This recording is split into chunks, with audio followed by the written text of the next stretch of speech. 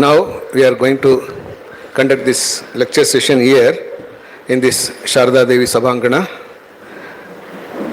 Revered Swami Atmapriyananda Ji Maharaj is presently the Pro-Chancellor of Ramakrishna Mission Vivekananda Educational and Research Institute, Belur Mutt, known as Vivekananda University. Revered Swamiji joined in Ramakrishna Mission Sharda Peeth and served for long years as the Vice Principal, later as the Principal of Ramakrishna Mission Vidya Mandir there.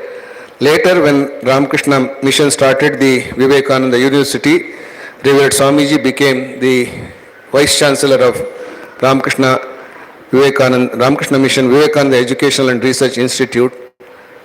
Now, presently, Swamiji holds the post of this Pro-Chancellor as well as the Secretary of the Ramakrishna Mission, RKM Very, Vivekananda Educational and Research Institute. Revered Swamiji is a great scholar and well versed in the Ramakrishna Vivekananda literature and the scriptures, as well as he is the PhD in physics. He is the synthesis of the science and spirituality. Let us hear his wonderful talk on the subject, Sri Ramakrishna as the unique synthesis of Jnana, Yoga, Bhakti and Karma as described by Swami Vivekananda.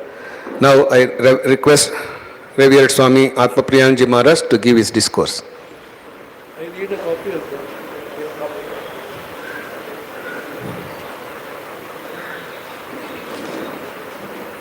You can take one from there.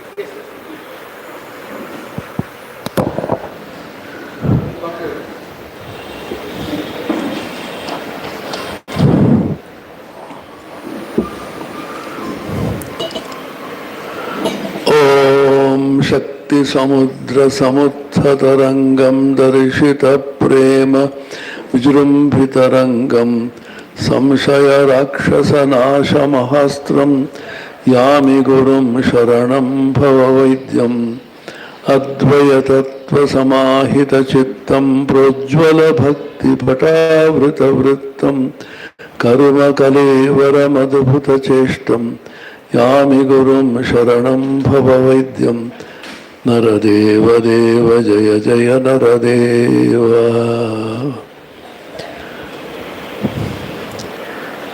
This is the hymn composed by Swami Vivekananda himself on Sri Ramakrishna, his divine master.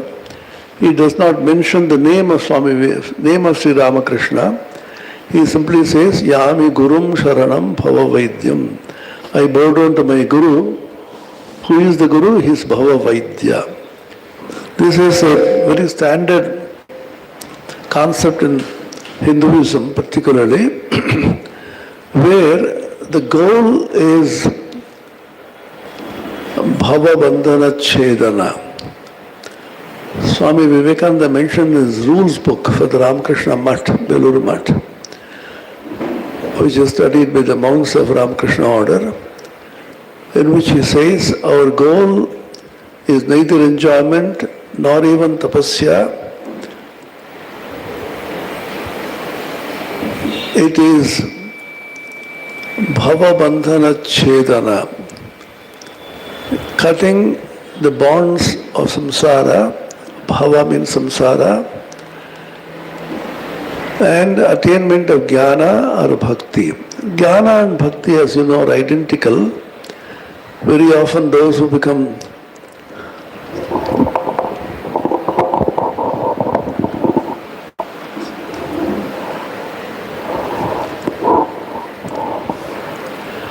those who are inclined to jnana think that you should not go to the temples, you should not do sevas, Ramakrishna, etc. That's a completely wrong notion. That infinite in the absolute has taken a human form as an avatar in the form of Ramakrishna, and all the deities of the Hindu fold or even the other religions, all of them are manifestations of the same infinite absolute reality. Don't make any distinction between jnana and bhakti. Very simply put,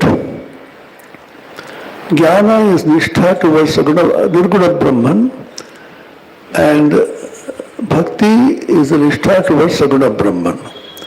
And Saguna and Nirguna are one and the same thing. You may remember Sri Ramakrishna's statement on this in the Gospel, in which he says, the formless water in the ocean condenses into ice in some places because of the cooling effect of bhakti. When the sun of jnana rises, the ice melts into water. One of the most beautiful, simple examples. Ice and water are one and the same thing. As you know, water can exist in three states, as ice, as water, as a vapor also. So like ice and water being the same thing, but not exactly the same, because ice has a form, water does not have a form. This is Ramakrishna's unique teaching, given first. You remember the first page of the Gospel of Ramakrishna. I suppose all of you have read some portions of the Gospel of Ramakrishna, either in English or Bengali. In Bengali, its original is Sri Sri Ramakrishna Kathamrita. The first question which Sri Ramakrishna asked of M, what was that? Tumi Shakare Vishwas Karo na Nirakare Vishwas Karo. Do you believe in God with form or without form? M was very smart, as some of us are, hopelessly spoiled by education. We were very innocent, simple, believing, so much faith in God.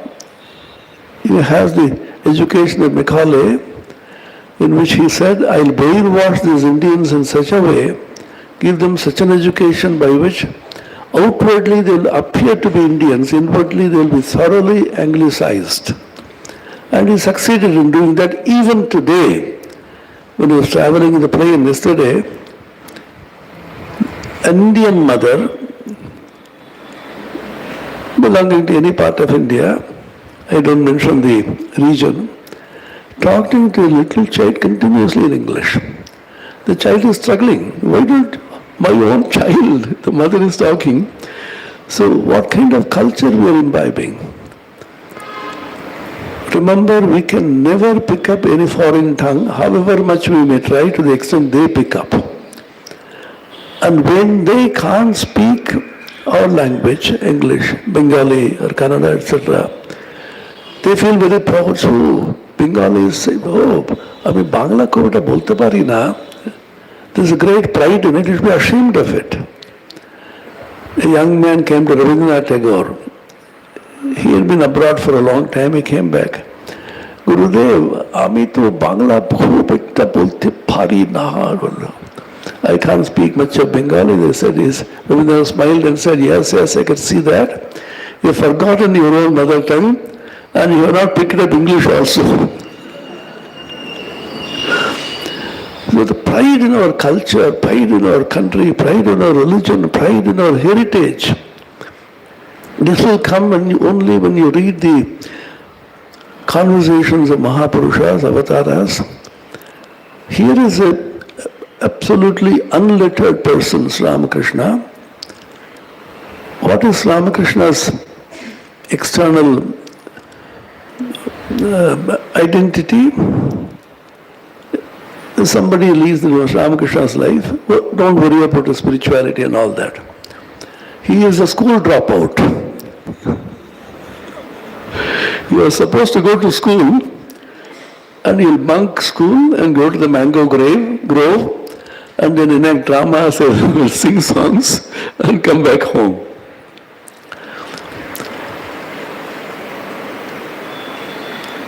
M was just the opposite. Here were two minds meeting, like Narendranath and Ramakrishna later on. M was very highly educated. In those days, he had several degrees and he was a headmaster of a school. In those days, headmasters are considered extremely intelligent and deeply revered for their scholarship and their devotion to duty, for the love of the students. So Ramakrishna is asking, do you like God with form or God without form?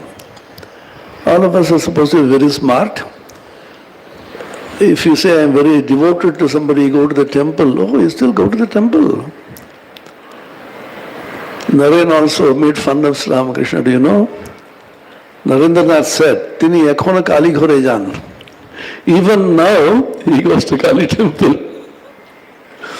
We think it's a great fashion. Nowadays it's very fashion not to believe in God. Silently, privately believe in God when you're in a crisis. I see all the students. Oh, I don't believe in God. I am a scientist, an atheist, a rationalist. Before the exam, they privately go to Ganesha and call the gods.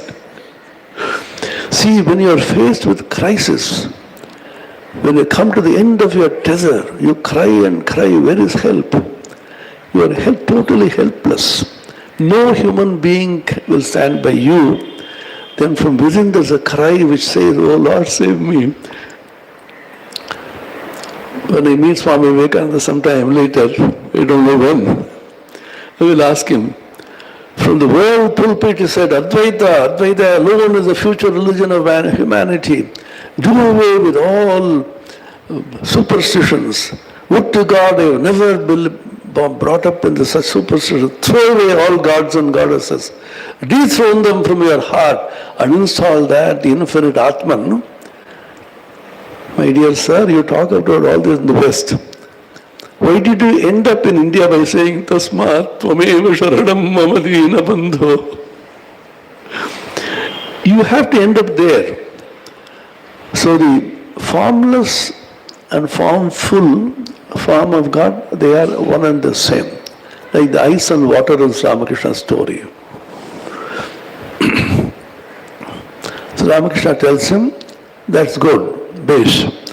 তুমি নিরাকারে বিশ্বাস করো তা বেশ কিন্তু মনে করো না তিনি সাকার হতে পারেন না You believe in God with form, without form is good, but don't think he can't have a form. তিনি সাকার, তিনি নিরাকার, সাকার নিরাকারের পারে আরো কত কি. He is with form, he is without form, he is beyond form and formlessness, and how many much more besides. That means never put a limit to the infinity of God. This is the fundamental teaching of Sri Ramakrishna. This was mentioned by Swami Vivekananda in the Rules book. One thing which he repeatedly emphasized, never put a limit on God's infinity. He is infinite and he can also be reached in infinite paths and he can reveal and manifest in infinite ways. Tini ananta, take par potho ananta. Anantake jodi khanda kore, then you are doing injustice. Akhandam khandyate katham, the Avadhuta Gita says. The infinite and the absolute cannot be limited. This was Ramakrishna's idea, and Swami Vivekananda said the same thing about Ramakrishna himself. He says, even if you can find the limits of the infinite Brahman, you cannot find a limit to Sri Ramakrishna's infinite ideas. So what kind of vision Swami Vivekananda had about Ramakrishna, we get a glimpse of that from his talks, but he didn't talk about it much.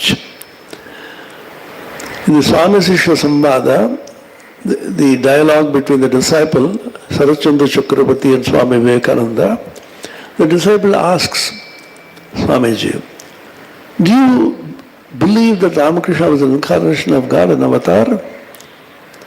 Swamiji becomes very grave. What do you mean by an avatar? Then the disciple says, well, like Rama, Krishna, Buddha, Christ. Swamiji says, I know him, mark these words, I know him, I have realized him as infinitely greater than all the names you have mentioned. Don't think it is fanaticism. Swami Vivekananda was the most liberal person on earth. No fanaticism, no bigotry, no clannishness. But he is saying, I know him, I have realized him as infinitely greater than all the names you have mentioned. and then said, let us not discuss it now. He was very reticent to discuss Sri Ramakrishna because he said, how little have I understood him. He didn't want to write a biography of Sri Ramakrishna. Girish Chandra Ghosh, Swamiji used to call him GC. All of you know that Swamiji nicknamed everybody, including his own guru. You know what is the nickname of Sri Ramakrishna? Buddha Bamon, old man. Sri Ramakrishna was not that old. He died at the age of 50. Because of excessive sadhana and tapasya, etc., he appeared to be very old with his big beard and all that.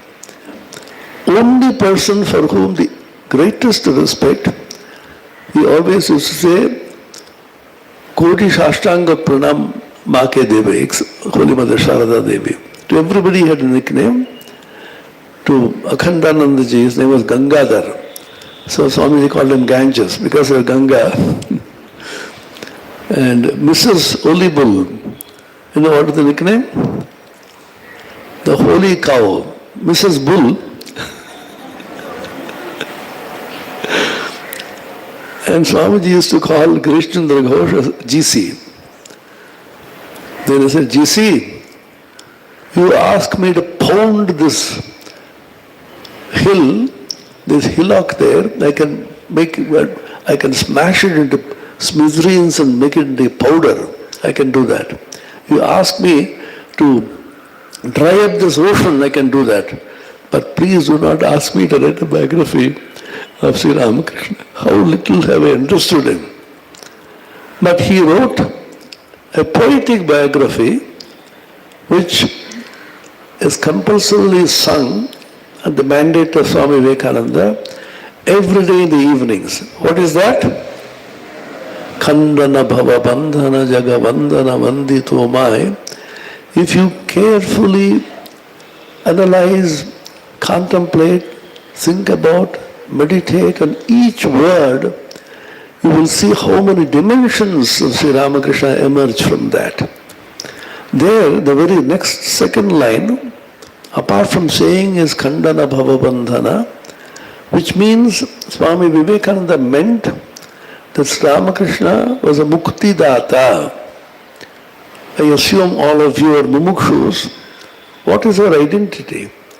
You may be a woman, you may be a man, you may be a devotee, you may be an engineer, you may be a scientist. Whatever you may be, all of us who have come to Sri Ramakrishna's feet are mumukshus.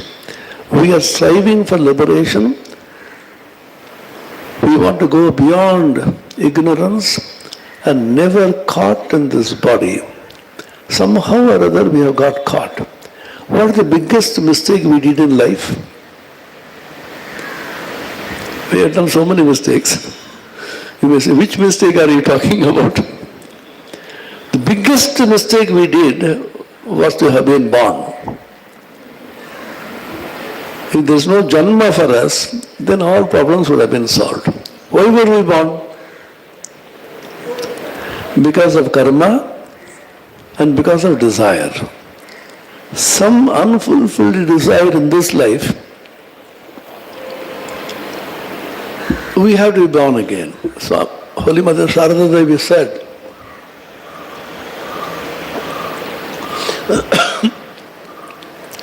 Rasgulla খাওয়ার ইচ্ছা থাকলেও আবার জন্ম নিতে হবে. Even if you want to eat a Rasgulla, some desire, innocent desire, you have to be born again for that. Swami Vivekananda famously said in his inspired talks, please don't desire anything, because whatever you desire you will get. Not that you will not get, you will get, but for that you have to be born again and again and again. Punarapi jananam, punarapi maranam, punarapi janani jathare shayanam, iha samsare Pahudustare kripaya pare pahi murare bhaja govindam govindam bhaja mudhamate. The famous song by Shankaracharya. As long as you are driven by desires, you have to again and again come. Sri Ramakrishna gives the example of inserting a small thread into the needle. In olden days, mothers used to do that, mothers and sisters. Nowadays, everybody goes to a tailor. Stitching by hand is completely gone now. When you have needle, in the eye of the needle, the thread doesn't go so easily. So you have to sharpen it a little. As long as it is not sharpened, it will not enter the needle. Sri Ramakrishna gives this example. As long as you have even some small desire, you have to be born again, embodied. So we made a mistake of being born because of karma and because of desire. Now we've been born, what do? The initial mistake was committed. Now you have Ichha Mrityu, then you can give up the body any time. That's the advantage of great people, Mahapurushas like Swami Vivekananda. Suppose you don't like this job. You say, no, I will not take this job in Bangalore, I will go back to where I came from. I don't like this. You change companies, you change jobs, you change places, but you can't change the body. I don't like this body, let me give up this body. And you can't give it forcefully. Suppose you give up the body forcefully, then they say you will go to Preta Yoni and all kinds of problems are there. So don't attempt it. So what you should do is commit mental suicide, as Ramana Maharshi used to say. Kill your ego, kill your little desires, kill your ambitions, kill your little self. Swami Vivekananda therefore said, all the yogas meet at one point, which is absolute self-abnegation. The self is destroyed, then all the yogas meet there. So what should we do now? Live in such a way that you will not be born again. It is in our hands, for which so many procedures are mentioned, of which the most important, everything converges at complete self-abnegation.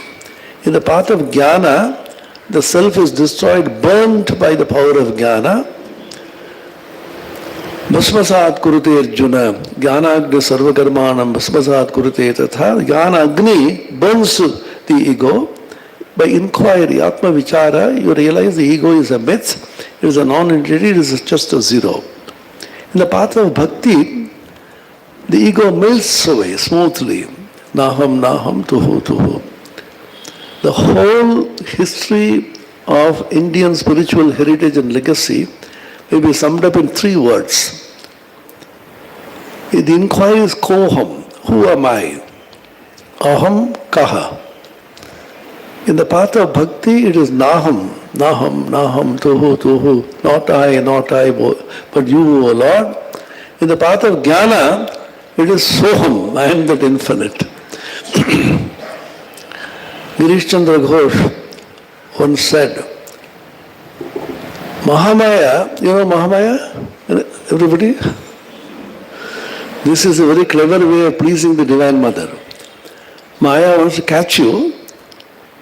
One way is escape Maya by going to Maya Adhisha, who is the infinite Lord. Mame vaye prapadyante, Maya me tam tarantite, Bhagavan says in the Gita. The other way is go to Maya herself, capitalize the M, put on Maha before it, and bow down to her, Mother, please save me, don't bind me. This is a tantric method which Ramakrishna emphasized in this particular Kali Yuga. Then Kalite Vedir Mat Cholena, Tantrair Mat. That means the Shakti has to be accepted. Mahamaya throws a net to catch all of us. If all beings are caught in this net of Maya, all of us included, as Ramakrishna says, the fish, some of them are struggling to escape, Mumukshuji, some of them very happy inside the net, Baddhaji, some of them never get into it, Nitya Mukta. 2 persons escaped. This is Girish Chandra Ghosh's description. One became so small that the net could not contain him, he escaped through the hole.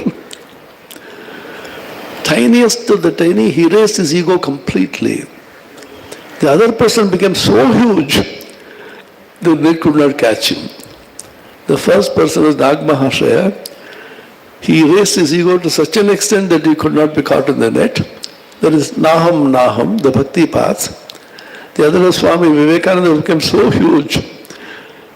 Soham Soham. So Koham leading to Naham in the path of Bhakti and Soham in the path of Jnana. And so Bhakti and Jnana are the same thing. Devotion to Saguna Brahman is called Bhakti. Nishtha to Nirguna Brahman is called Jnana. So in Ramakrishna tradition we practice both together. This is the beauty. Now, can Jnana and Bhakti go together? Can Jnana, Bhakti, Karma go together?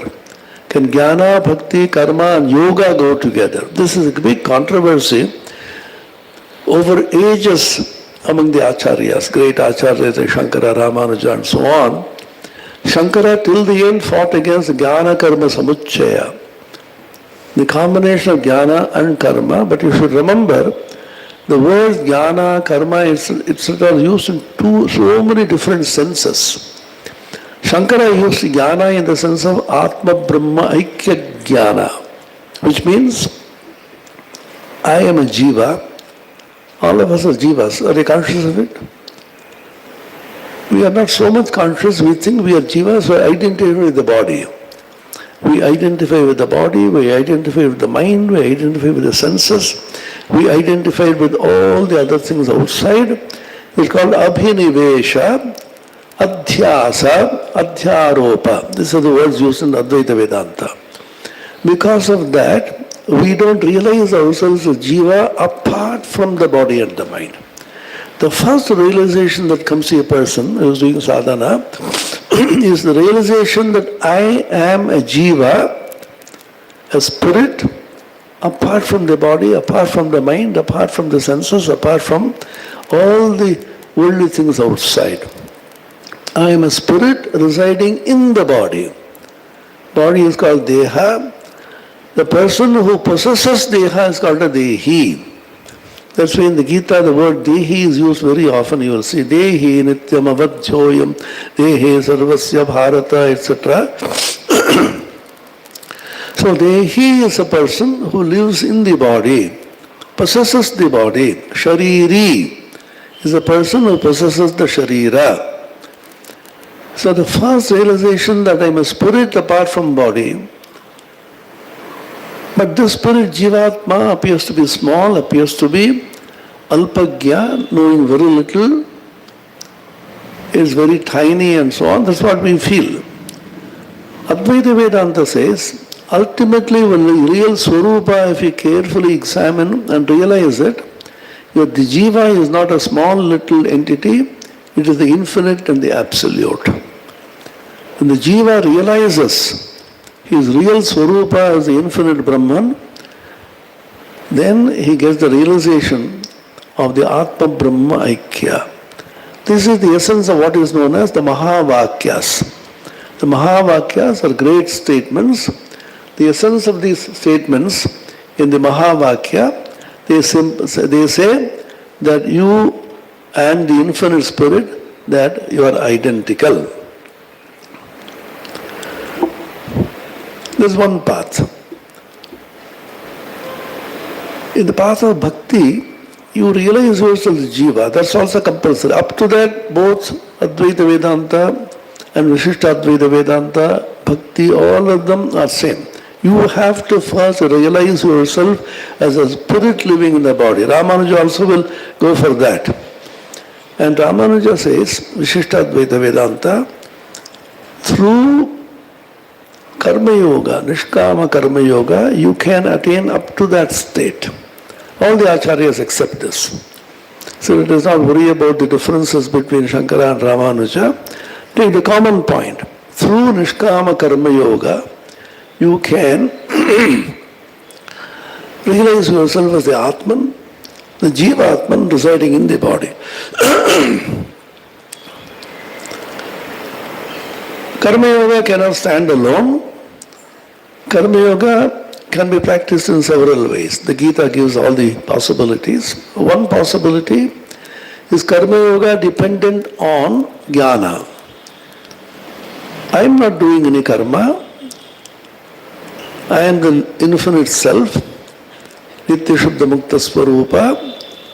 So I am Nishkriya Atman. Naiva Kinchit Karomiti Yukto Manyeta Tattvavid Pashyan Srilvan Spashan Jikran Nashnan Gachan Swapan Shwasan Pralapan Visrijan Grinhan Unmishan Nimishan Napi Indriyan Indriyartheshu Vartanta iti Dharayan Brahmanyadhaya Karmana Sangam Tattva Karotiyah Lipyatena Sapapena Padmapatramivambasa Kayena Manasa Buddhya Kevalayir Indriyirapi Yogina Karma Kuruvanti Sangam Tattva Atmashuddhaye.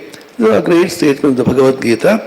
Naiva Kinchit Karomi, I am not doing anything. Then who is doing? My senses are doing, my body is doing. The answer is given, the other aspect. Even if you don't believe in God, the Atman, etc., you take to Prakriti. Prakriti is doing everything. Did you have breakfast in the morning, everybody? Who is digesting that? Are you worried? You are sitting here. You should digest your food. You don't eat breakfast or lunch and say, sir, I want half a day's casual leave to be digested. Nobody says that. Who is digesting it?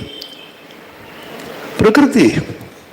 Nature is digesting it. The moment you put food in the mouth, saliva comes out, it goes into your stomach. A big workshop is going on there. Immediately some juices are secreted and it's an exothermic reaction. That means the reaction generates a lot of heat. Therefore, when you eat, your stomach is always hot. So immediately the nature's forces start working, even without you are knowing it. You are not aware of it. So nature is doing everything. There is one way. Prakriti kriyamanani gunai karmani sarvasha ahankara vimudhatma karta ahamiti manyate. Bhagavad Gita. Tattvavittu mahabaho gunakarma vibhagyo guna gunesha vartanta iti matvana sajjate. Prakriti kriyamanani, Prakriti is doing something. That's the second path of Karma Yoga. One is saying that I am the Atman, I have nothing to do, Nishkriya Atman. Second is Prakriti is doing, Sankhyan idea. The third is your Bhakti. Lord is doing everything, I am not doing anything. Gita, Ishvara sarvabhutanam hriddeshe arjuna tishthati brahmayan sarvabhutani yantrarudhani mayaya. What should you do? Tameva sharanam gaccha. You take refuge in Him. The Lord is doing everything. I am sitting in the heart, I am doing everything. Mayevete nihata purvameva nimittamatram bhava savyasachan. Bhagavan says, I have killed all these people already. You just be there. Shattapambadi. The snake has been already killed with great valor. This fellow takes a stick and kills this already dead snake. So all these people have been killed by me. Nihata purvameva. Just remain as a dummy. That's all. Arjuna is not even an instrument. Very often we interpret as instrument. We should be instruments in the hands of God. Even that is a lower idea. Who are we to be instruments in the hands of God? He is doing everything. You just keep quiet. And He doesn't want to show He is doing it mysteriously and mystically. So He keeps on instrument. I used to funnily think of an example. In the Swargaloka, there is a advertisement, www.swargaloka.com. What is the advertisement? Wanted drivers. And essential qualification should not know driving. Do you understand this idea? Wanted drivers, essential qualification should not know driving. What does that mean? The Lord wants some drivers to drive the cars which He has made, prepared. What are the cars? All the bodies. And all the various actions going on. You simply sit there as a dummy driver and I am going to remote control run it. If you ask the Lord, then you don't need the driver also, you can run it. No. People will think I'm supernatural, miracle. Lord doesn't believe in miracles. Of course, whatever He does is a miracle. What is the greatest miracle of God? The human body. We don't even think about this. Just think of the way doctors are here. We just think of the human body from head to foot. Meditate on it. It's very important. It's called Annamaya Atma. See what an amazing machine. Shama Ma ki kol koreche, the Ramaprasad song. Oh Shama, what a kind of machine you have made. From head to foot, if you see, whether it is the nervous system, whether it is the alimentary kind of system, whether it is the digestive system, whether it is the reproductive system, whatever system you take, how beautifully the Lord is arranging. We constantly spoil the body by overeating, when eating junk food, and whatever should not be eaten, we keep eating.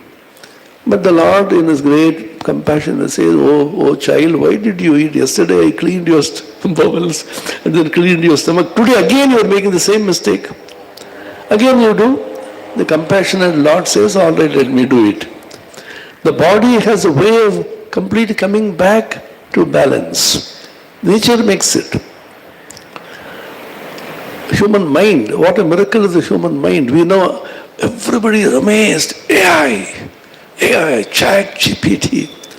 Chat GPT is a stupid machine in which the intelligent human beings have given inputs, that's all.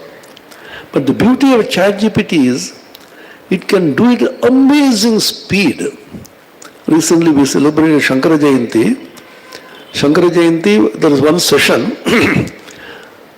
questions on Advaita Vedanta, answers get given by Chat GPT. We demonstrated it because the input was given. We trained the Chat GPT. We asked the Chat GPT, what is the definition of Brahman in the Taittiriya Upanishad? The definition of Brahman in Taittiriya Upanishad, Satyam, Jnanam, Anantam Brahma. Satyam means truth, Jnanam means knowledge, Anantam means infinity. It was on time giving a small discourse. Last question we asked, we called it Navina Vedanta Acharya Chat GPT Swamiji. Then we asked a question, Navina Acharya Ji, what is your advice to us? We are all sadhakas, we are all struggling. What is the advice to us? Immediately it said, go to an illumined Guru, read the Shastras, follow the injunctions of Shastras, and acquire the sadhana chatushtaya, shamadamadi, and go to intense sadhana, be unselfish, live a pure life, and you will slowly progress by the grace of God. Then we asked, you are instantly answering all questions. Are you a Sarvagya? Are you omniscient? No, I am not Sarvagya. God alone is a Sarvagya. But I have been trained to say this. And it talks beautiful Sanskrit. Brahma Swarupam Vranyatam. In Sanskrit we asked it, immediately beautiful Sanskrit. So, how does it happen? Because it has been trained. The same way our bodies and minds have been trained by God, by education. It's called education. It's only a question of training. If you constantly get trained, your mind gets saturated with that, but our speed is less compared to the machine. Because brain has so many different functions. It has emotions, it has thought, it has prejudices, etc., etc. ChatGPT is a pure mechanical device.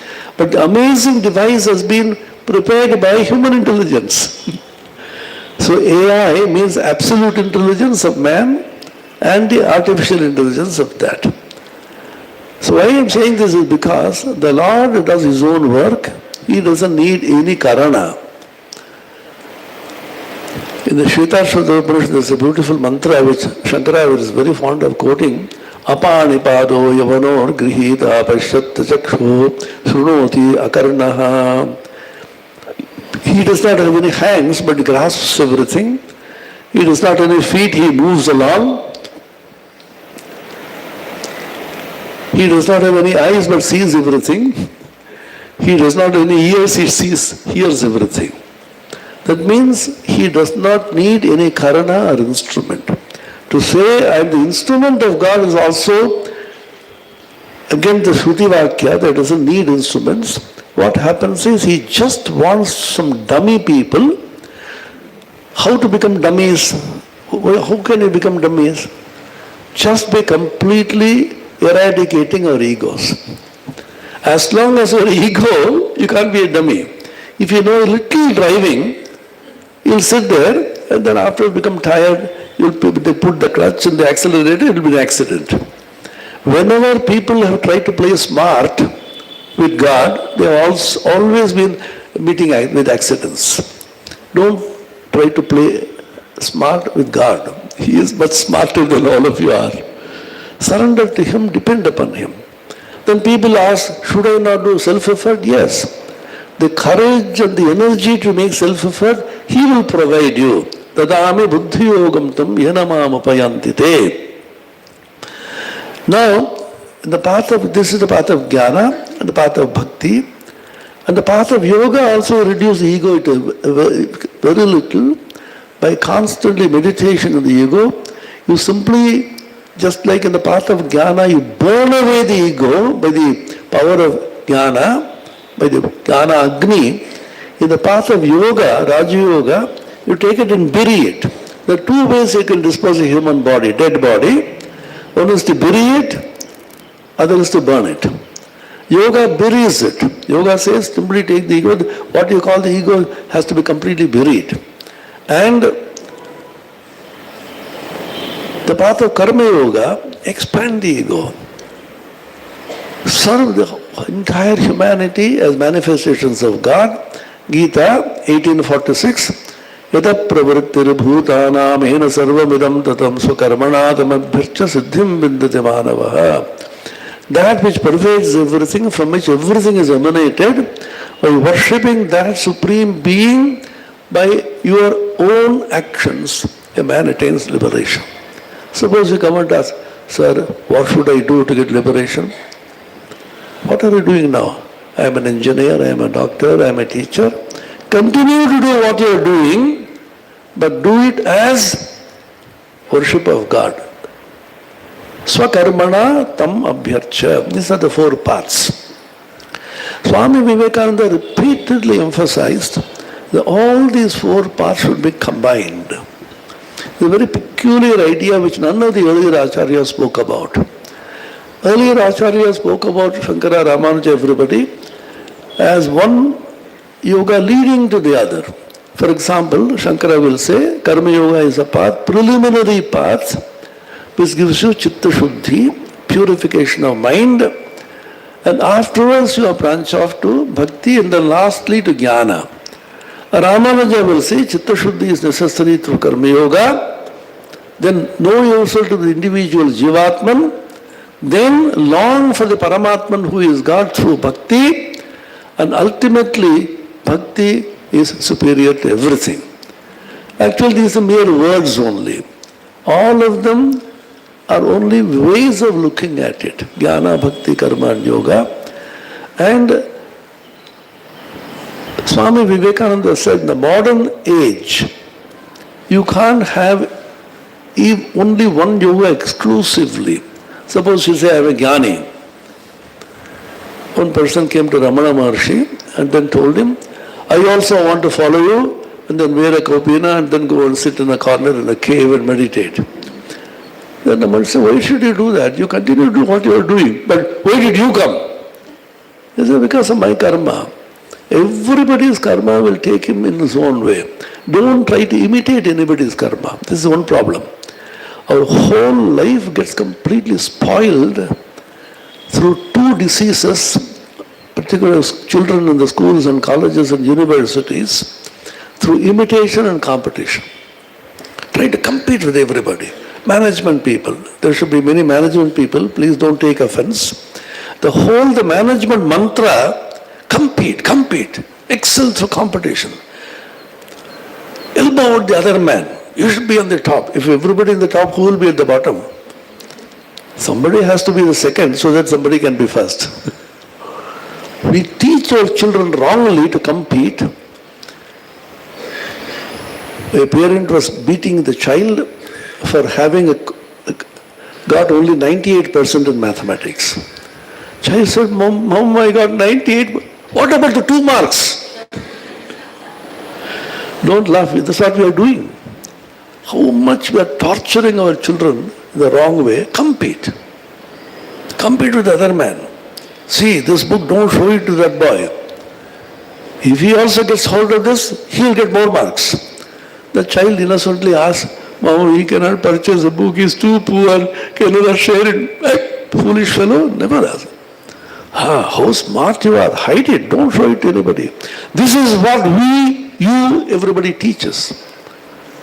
Don't pretend that we are angels. We are teaching this to our children. I have seen it year after year when I was in the academic administration, in the college and the university. Because they have been taught from childhood to be selfish, not sharing their knowledge with anybody. Competition increases jealousy, acrimony, quarrels, and imitation. Immediately we are told, you should be like him, you should be like that. In fact, there was a big friendly and sweet quarrel between a very senior Swami and me in one youth convention. He was from Melon. Swami Vivekananda is a role model. Everybody should be like. I said, stop this. When I came to speak, never follow Swami Vivekananda. Don't try to be like him, you can't. You be like yourself. This is not my statement. Swamiji himself said, I searched for an ideal all my life until I realized I am my own ideal. Everybody has an ideal within him. Just try to be what you actually are. This is called Swami authentic life.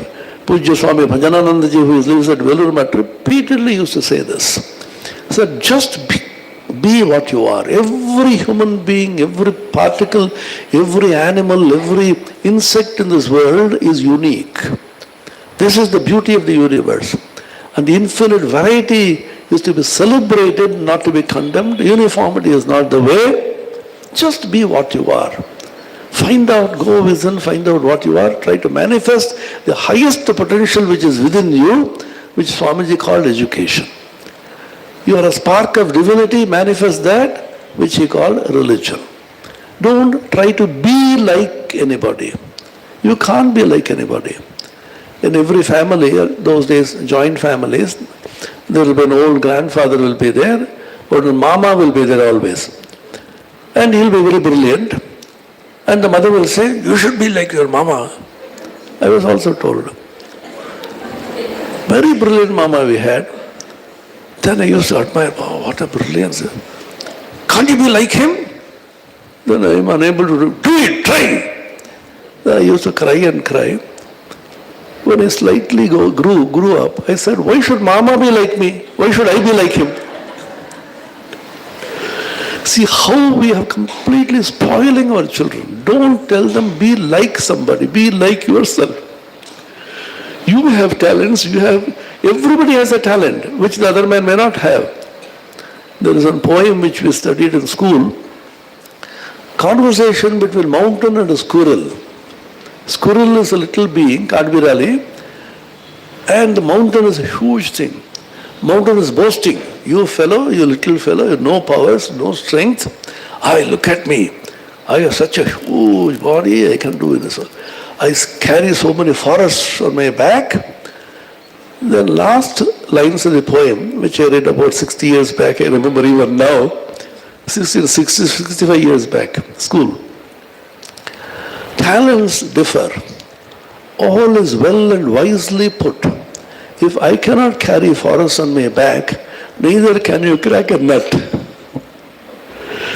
You know the story of the Panchatantra? A mouse, a small rat, became friendly with a lion. Lion got caught in a net.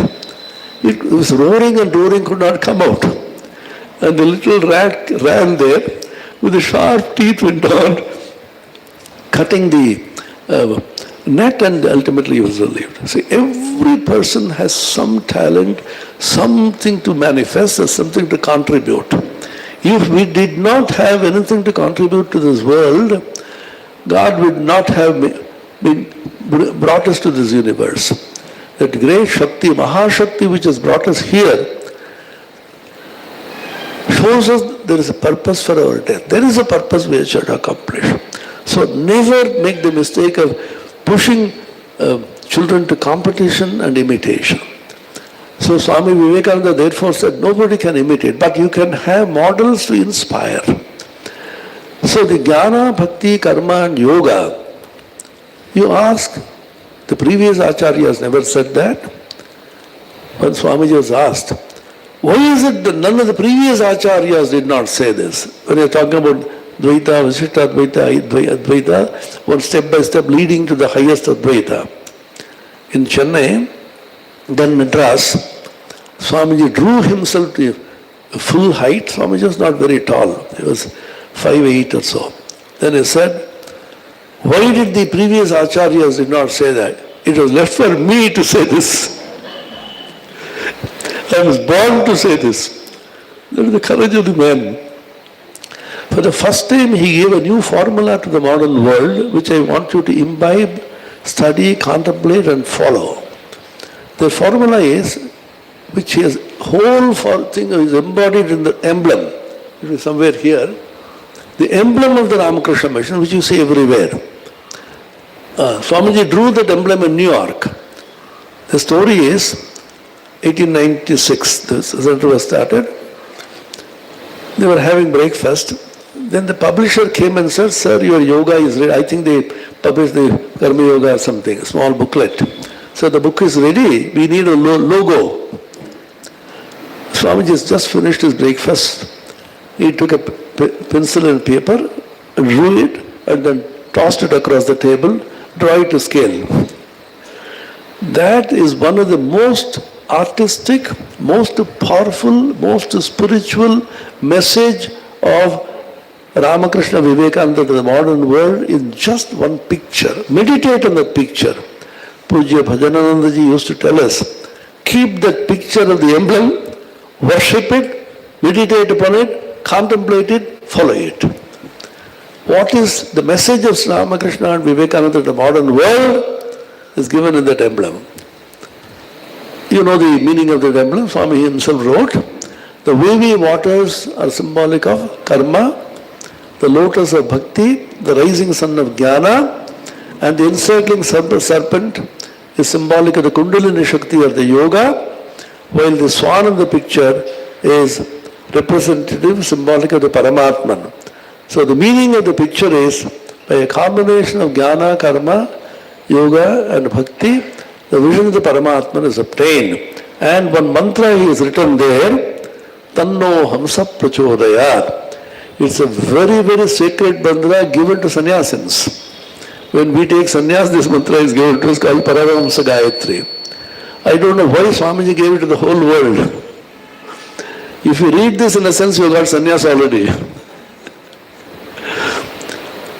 Tanno Hamsa Prachodayat, that means that Hamsa should inspire us. That should be the source of inspiration for us. At the moment, who gives us inspiration? We are doing so many things, so many actions, thoughts. What is inspiration? Now we are being impelled and inspired by our senses. My eyes say, you say this, constantly keep on saying, and the ear, poor ear is two plugs are everywhere, you can see everybody walking in the street or going there, even to when taking bath also they want two plugs here. That's the inspiration we get. My tongue is a great inspiration for me to eat all kinds of things. Now senses are inspiring us. In place of senses, the Hamsa should inspire us, which is our higher self. In Advaita Vedanta, it is identical with the Supreme Self. In other Vedanta, but your self, which is divine, which is beyond the senses and the body, that should be your inspiration. This was the question raised in the Kena Upanishad in the very beginning. Who is inspiring you? When I am talking, who is behind the organ of talking? My tongue is talking, But there is the tongue talking or somebody behind this? Or the ear is hearing or some power behind it? The eyes are seeing or some power behind the eyes? Keneshitam patati preshidam manaha kena prana prasama praiti yukta keneshidam vasamimam vadanti chakshusrotrum kavudevo yunakti. Then they discovered the power. How to describe it? Shrotrasya shrotram manaso manoyat vacho havacham savu pranasya pranaha chakshushas chakshurati muchariraat pretyasman lokat amrita bhavanti. There is an eye of the eye, ear of the ear, the mind of the mind, that supreme self which is the Atman, which is the Hamsa. Tanno Hamsa prachodayat. Now, I have noted down Swamiji's views. This is mostly taken from the rules book of Swami Vivekananda, which is not published. But these portions are published in the complete rules of Swami Vivekananda in English as well as Bengali. The original is Bengali, so I put the Bengali also here. Those who know Bengali, of course, can read it easily. Those who can't read, please take the help of others who know Bengali. Original Bengali is beautiful. The one, Jnana, Yoga, Bhakti or Karmer, Parakashtha, Samashti Swarup, Erup, Apurva Purush আর মানব জাতির মধ্যে কখনোই সমুদিত হন নাই। ওই প্রকার সর্বাঙ্গ সুন্দর যার চরিত্র, তিনি শ্রী রামকৃষ্ণের যথার্থ শিষ্য অনুগামী। Mark every word. Such a unique personality, a synthesis of Jnana, Yoga, Bhakti and Karma in their utmost perfection did never appear before the human race. So don't think Swamiji is exaggerating, because he is talking from his own innermost realization about Ramakrishna. Such a person, Swamiji says, has never appeared in the human scene. And so what should we do? Oh, Jai Sri Guru Maharaj Ji ki Jai, and take khichuri and walk away. What should we do? He says, he alone is a true disciple and follower of Ramakrishna, whose character is similarly perfect in all respects. Our character, our personality should be perfect combination of Jnana, Bhakti, Karma and Yoga. And he also says later, a person who displays a deficiency in even one of these has not cast his character in the mold of Ramakrishna. So our effort should be to reach the utmost perfection in Jnana, in Bhakti, Karma and Yoga. Now, how to begin the practice? The simple way is, Jnana means the scriptures. Okay.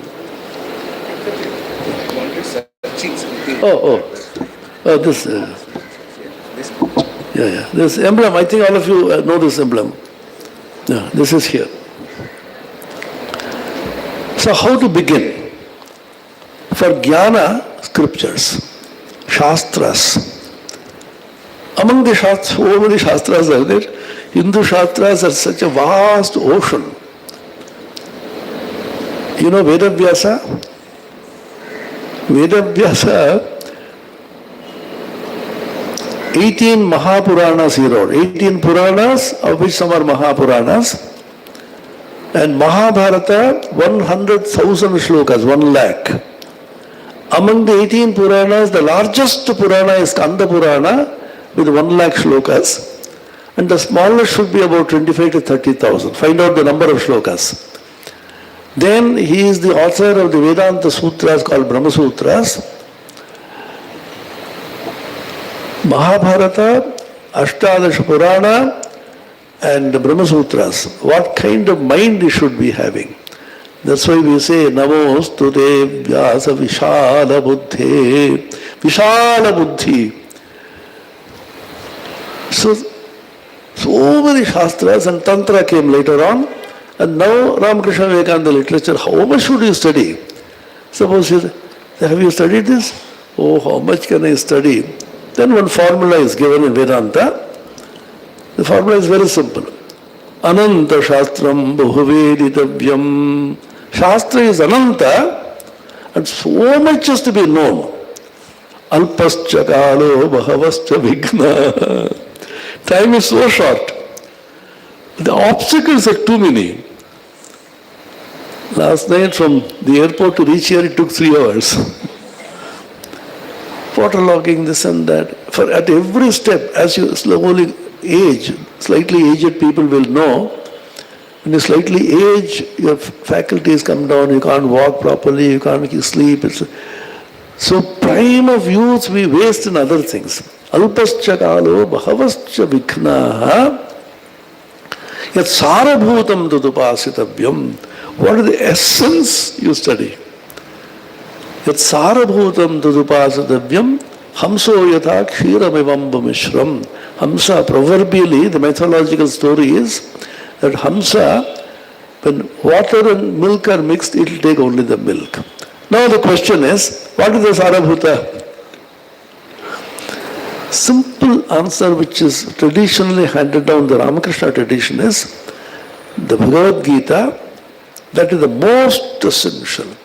I urge every one of you, 700 shlokas of Bhagavad Gita you should just have in your fingertips and the heart also, not finger only. Nowadays everybody has the fingertips. Do you know how? Oh, I know. They take the mobile phone in fingertips it is there. No, but have it in your heart. Contemplate. Why the idea of memorization comes is, you can think about it any time, anywhere, wherever you are, suddenly one shloka comes up. These are great mantras. Sri Bhagavan Uvacha. It does not say Sri Krishna Uvacha. Sri Krishna is speaking as Ishvara, Bhagavan on that stage. And every one of his words is a mantra. And if you keep on contemplating and studying it, as Sri Krishna himself said at the end of the Gita, whoever reads the Gita, whoever teaches the Gita is my dearest, and there will be nobody dearer than him later in life. So when I try to become dear to the Lord, that's our purpose. Read the 12th chapter, I was flabbergasted. Bhakti Marg me priyo naraha anapeksha shuchirdaksha dveshta sarvabhutanam. Such tough conditions. Then I thought, so difficult to become dear to the Lord. What do I say? Let me go on. Last chapter he says, just read the Gita, teach it to others. You will be the dearest. So I have taken that as my vrata. I continuously speak about the Gita, teach the Gita, memorize the Gita, and urge others to read the Gita and read it myself. Now I claim that I am dear to the Lord. Lord also says, later on, don't think somebody will be dearer, you will be continue to be dear. So Gita is the scripture, not only Hinduism, it's a universal scripture. Unfortunately, we have not highlighted the Gita, but Ramakrishna repeatedly said, Sadhur kache kono boi thakbe na, ekmatra Gita thakbe. A sadhu will not carry any book, but only Gita he will carry. When Swami Vivekananda was roaming around as Parivrajaka, he took the Gita and the invitation of Christ. Jnana means at least Shastra. And you can go for Upanishads. Swami Vivekananda is fond of Kathopanishad. At least 5 or 6 important Upanishads. Katha, Kena, Mundaka Mandukya, Taitriya, Ishavasya. At least 5 or 6 Upanishads. And the Gita. Shastra, at least that much. And the core books in Ramakrishna Vivekananda literature, the Gospel of Ramakrishna, Kathamrita, Sri Sri Ramakrishna Leela Prasanga, the great master, a divine play, Holy Mother's talks, Vivekananda's talks, and writings, etc. At least the Thakurma Swamiji, that core books, that is Jnana. Bhakti, going to the temples, meditating, doing the mantra japa, worship, singing, all of them form under bhakti. As much as possible, try to participate in them. Then karma, unselfish work, in the ashrama, outside ashrama, wherever you are working, try to be as unselfish as possible, remembering that all the work that you are doing is only Lord's work. You may be earning money in the corporate sector, you may be doing something elsewhere. Don't think only whatever you do in the ashrama is Bhagavan's work and what you do elsewhere is devil's work. That's also Ishvara's work. He is making you do it from the heart, karma. But try to be unselfish as much as possible. And yoga. Yoga is sitting in an asana, closing your eyes and meditating, following what the Guru has instructed you. Now the great problem which I am now seeing, there's YouTube is my Paramaguru. Guru, Paramaguru, Parameshti Guru, etc. are there. Now YouTube is becoming Paramaguru and Paraparaguru. Everybody is seeing all kinds of things on YouTube and trying to follow. That one is very interesting, that flame meditation, flower meditation, and then Aham Brahmasmi meditation is now going on. Everybody says, one Swami in the West told me, many devotees came and told me, Maharaj, because they YouTube lectures, I want to take initiation from you, mantra, but can you give us the Aham Brahmasmi meditation? Then I said, I don't know anything, please go to the Swami who taught you. See, we are very ordinary human beings, jivas, start very slowly. Don't think we are great acharyas. Whatever the Guru has said, faithfully follow. As you go along, you will see higher and higher dimensions will open. You can also inner exploration, inner experimentation you will do. What the Guru has said is he has taught you the alphabets, A, B, C, D. Whole life you don't go on repeating. My Guru has taught me this, A, B, C, D, E, G. You form sentences from there, form words, read books. Go on experimenting. Guru Vakya Vishwas, faith in the Guru. Not the individual Guru who has given you initiation, but the Paramaguru, which is Ramakrishna, and he says Satchidananda Guru, faith in the tradition of Ramakrishna Parampara. If you can do this, start with this, every day combine this. Second he says, Uyi Prakar Sarvanga Sundar Charitra Gathani e Juger Uddeshya o Taharjanni Sugare Pranpan Cheshta Kara Kartavya. So look at the strong statements. Formation of such a perfect character is the aim of this age. This age means the present age of science, technology, rationality, etc. Sarvanga Sundar means a perfect character, the poor translation. Sarvanga Sundar is a beautiful Bengali word. Everybody understands it's the Sanskrit word. The beauty in which it's Sarvanga is complete and total, perfect. Such a character, what is that character? Combination of Jnana, Bhakti, Karma and Yoga. Jnana, Bhakti, Yoga, Karma, Samavaye, Charitra, Gachita, Kora, Mother, Uddeshya. See how he pinpointedly, accurately, clearly, unambiguously spells out what is the purpose of the Ramakrishna Mat. All of you are here in this ashrama, Ramakrishna ashrama. What is the purpose for which the ashrama was created? Jnana, Bhakti, Karma, Yoga, Samavaye, Charitra, Gachita, Kora, Mother, Uddeshya.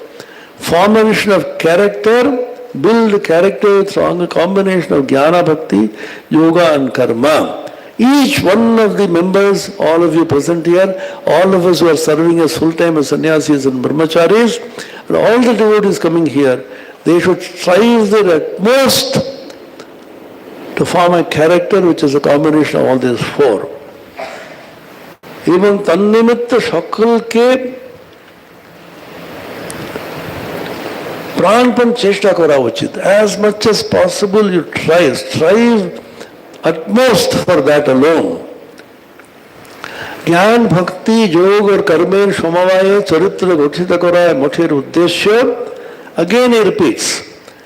वो तन्निमित्त जे सकले साधन करा प्रयोजन से सकल साधने मठेर साधन बोलिया परिगृहित होइबे.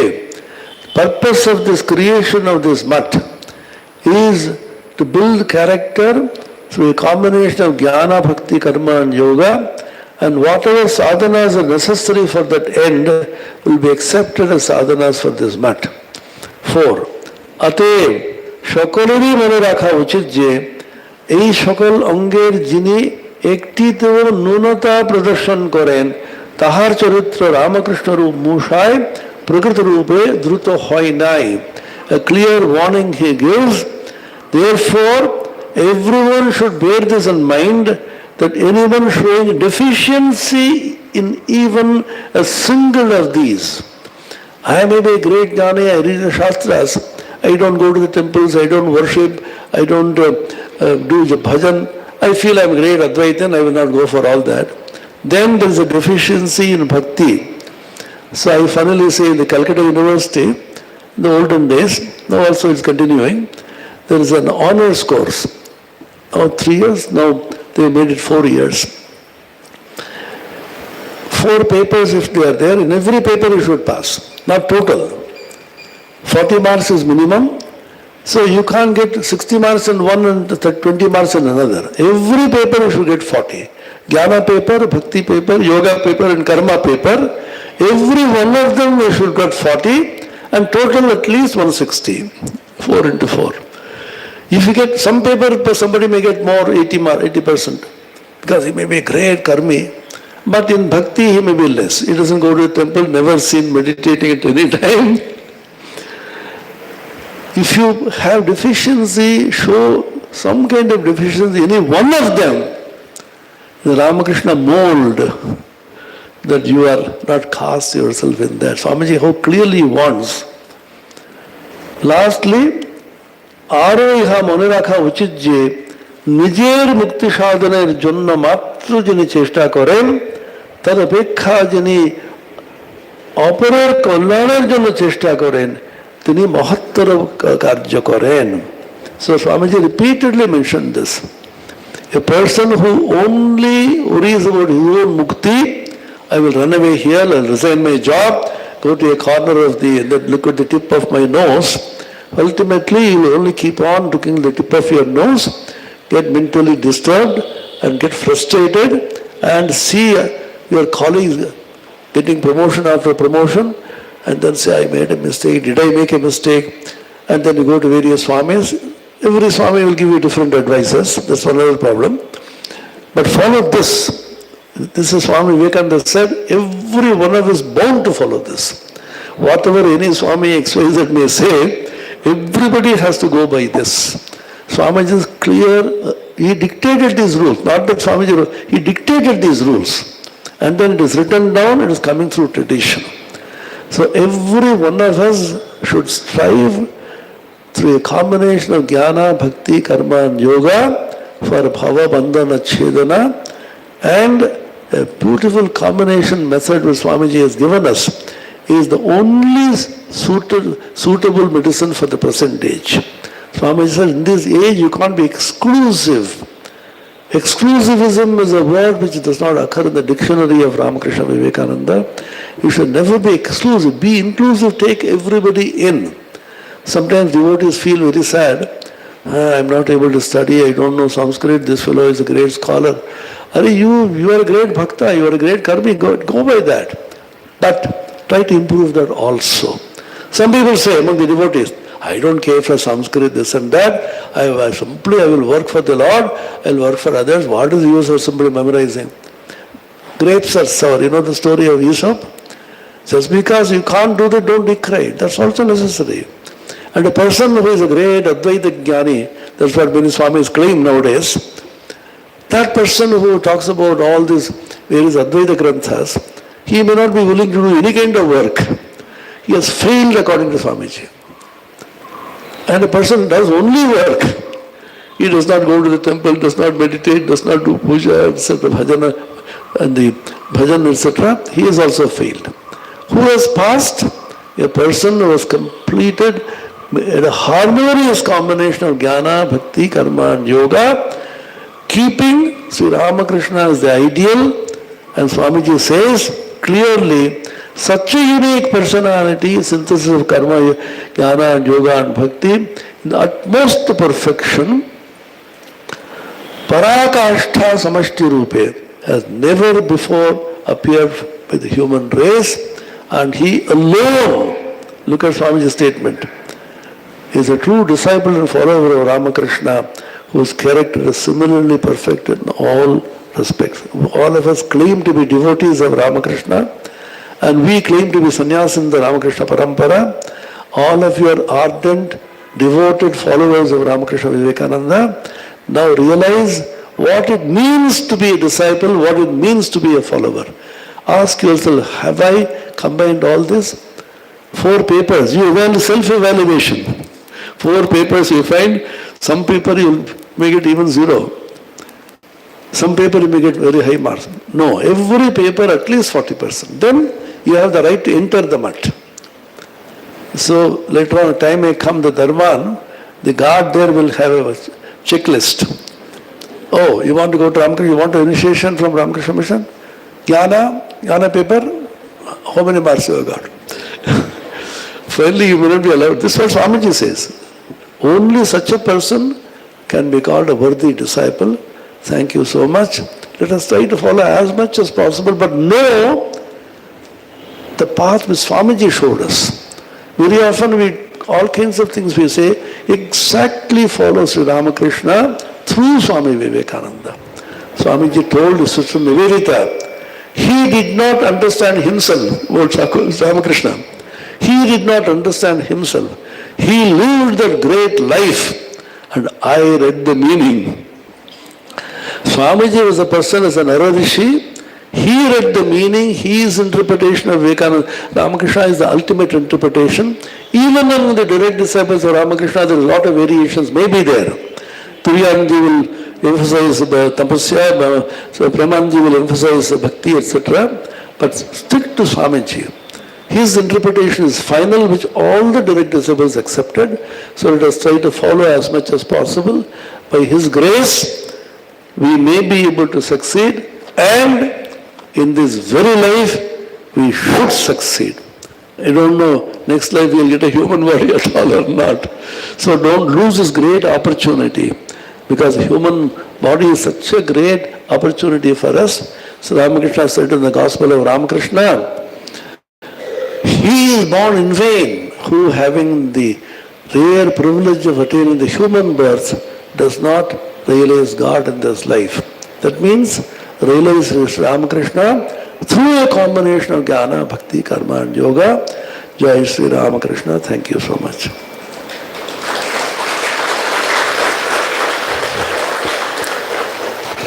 We offer our respectful pranams to revered Swamiji for giving his wonderful talk. After the Arati is over, Reverend Swamiji will come here. Afterwards, you can meet him. Now, Reverend. Now, I request Swami Mangalanathananda Ji Maharaj. Whether I have been relieved of the duty.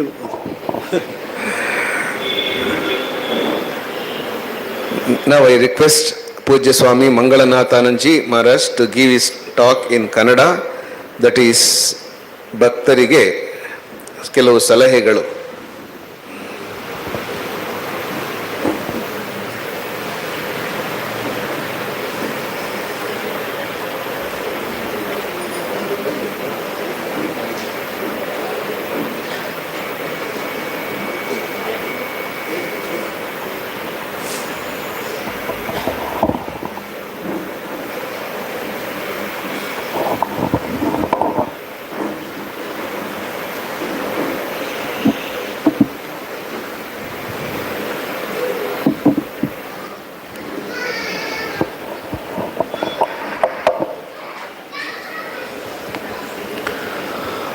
ओम सर्वमंगलमांगल्ये शिवे सर्वार्थसाधिके शरण्ये त्र्यंबके गौरी नारायणी नमोस्तुते.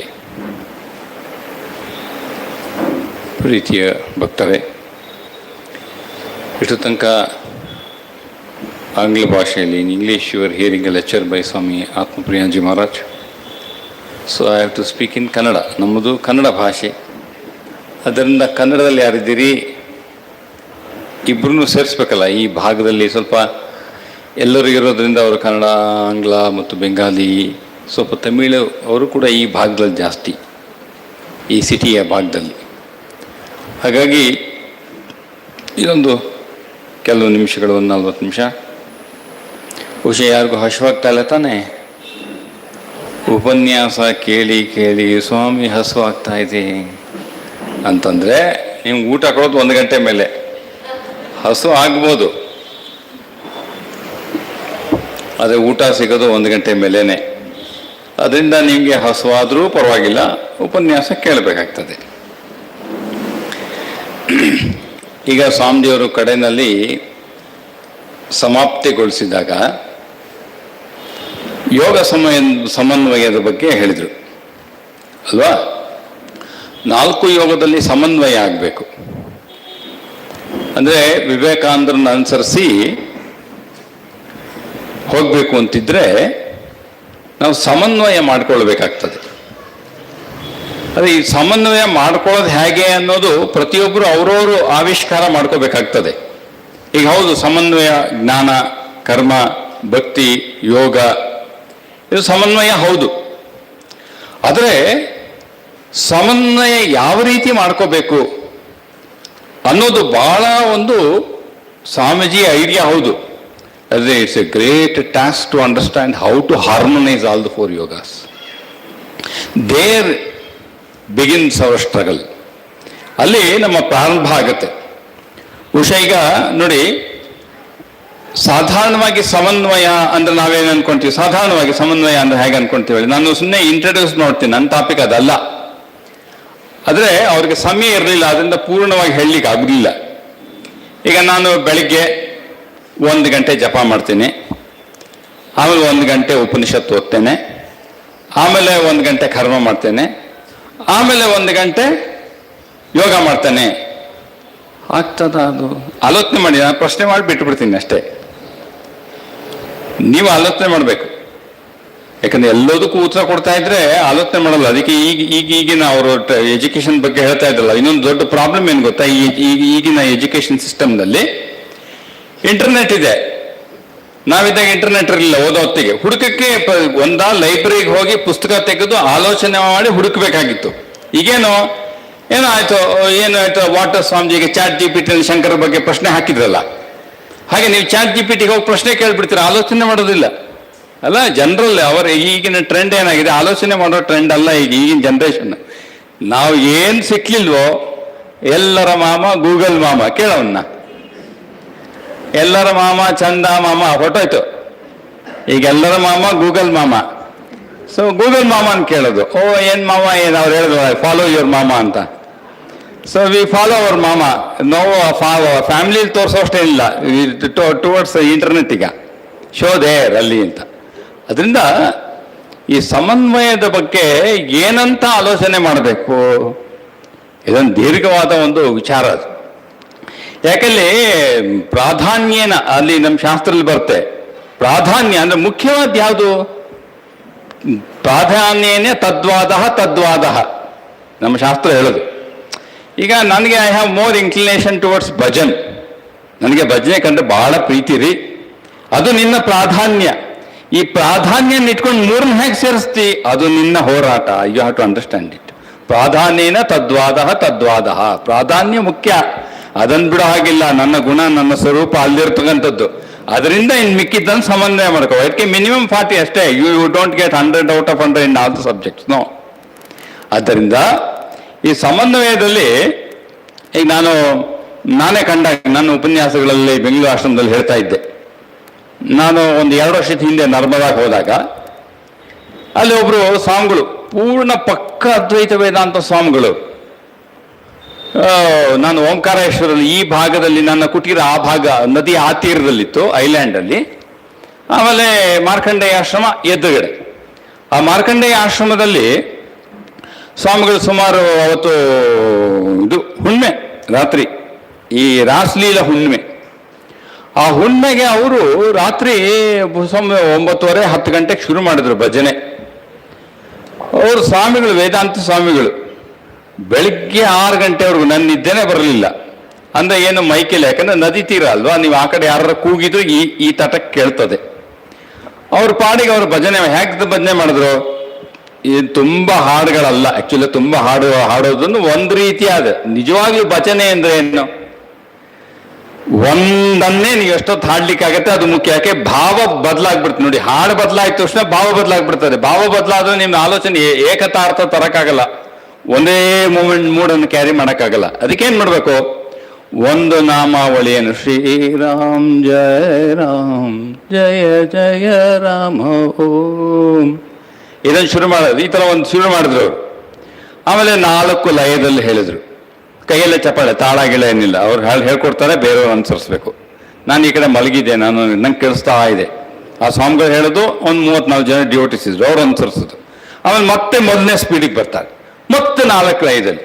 ಇದೊಂದು 3 ಗಂಟೆ ಶ್ರೀರಾಮ್ ಜಯರಾಮ್ ಜಯ ಜಯರಾಮೇ ಒಂದು 2-3 ಗಂಟೆ ಹಾಡ್ತಾರೆ. ಆಮೇಲೆ ಕೃಷ್ಣನ ಮೇಲೆ ಒಂದು ನಾಮಾವಳಿ ತಗೊಂಡ್ರು, ಅದೊಂದು 2 ಗಂಟೆ. 3 ಲಯದಲ್ಲಿ ಮತ್ತೆ ಏಕತೆ. ಇಡೀ ರಾತ್ರಿ ಜಾಗರಣೆ ಅವ್ರು ಹಾಗೆ ಮಾಡಿದ್ದು.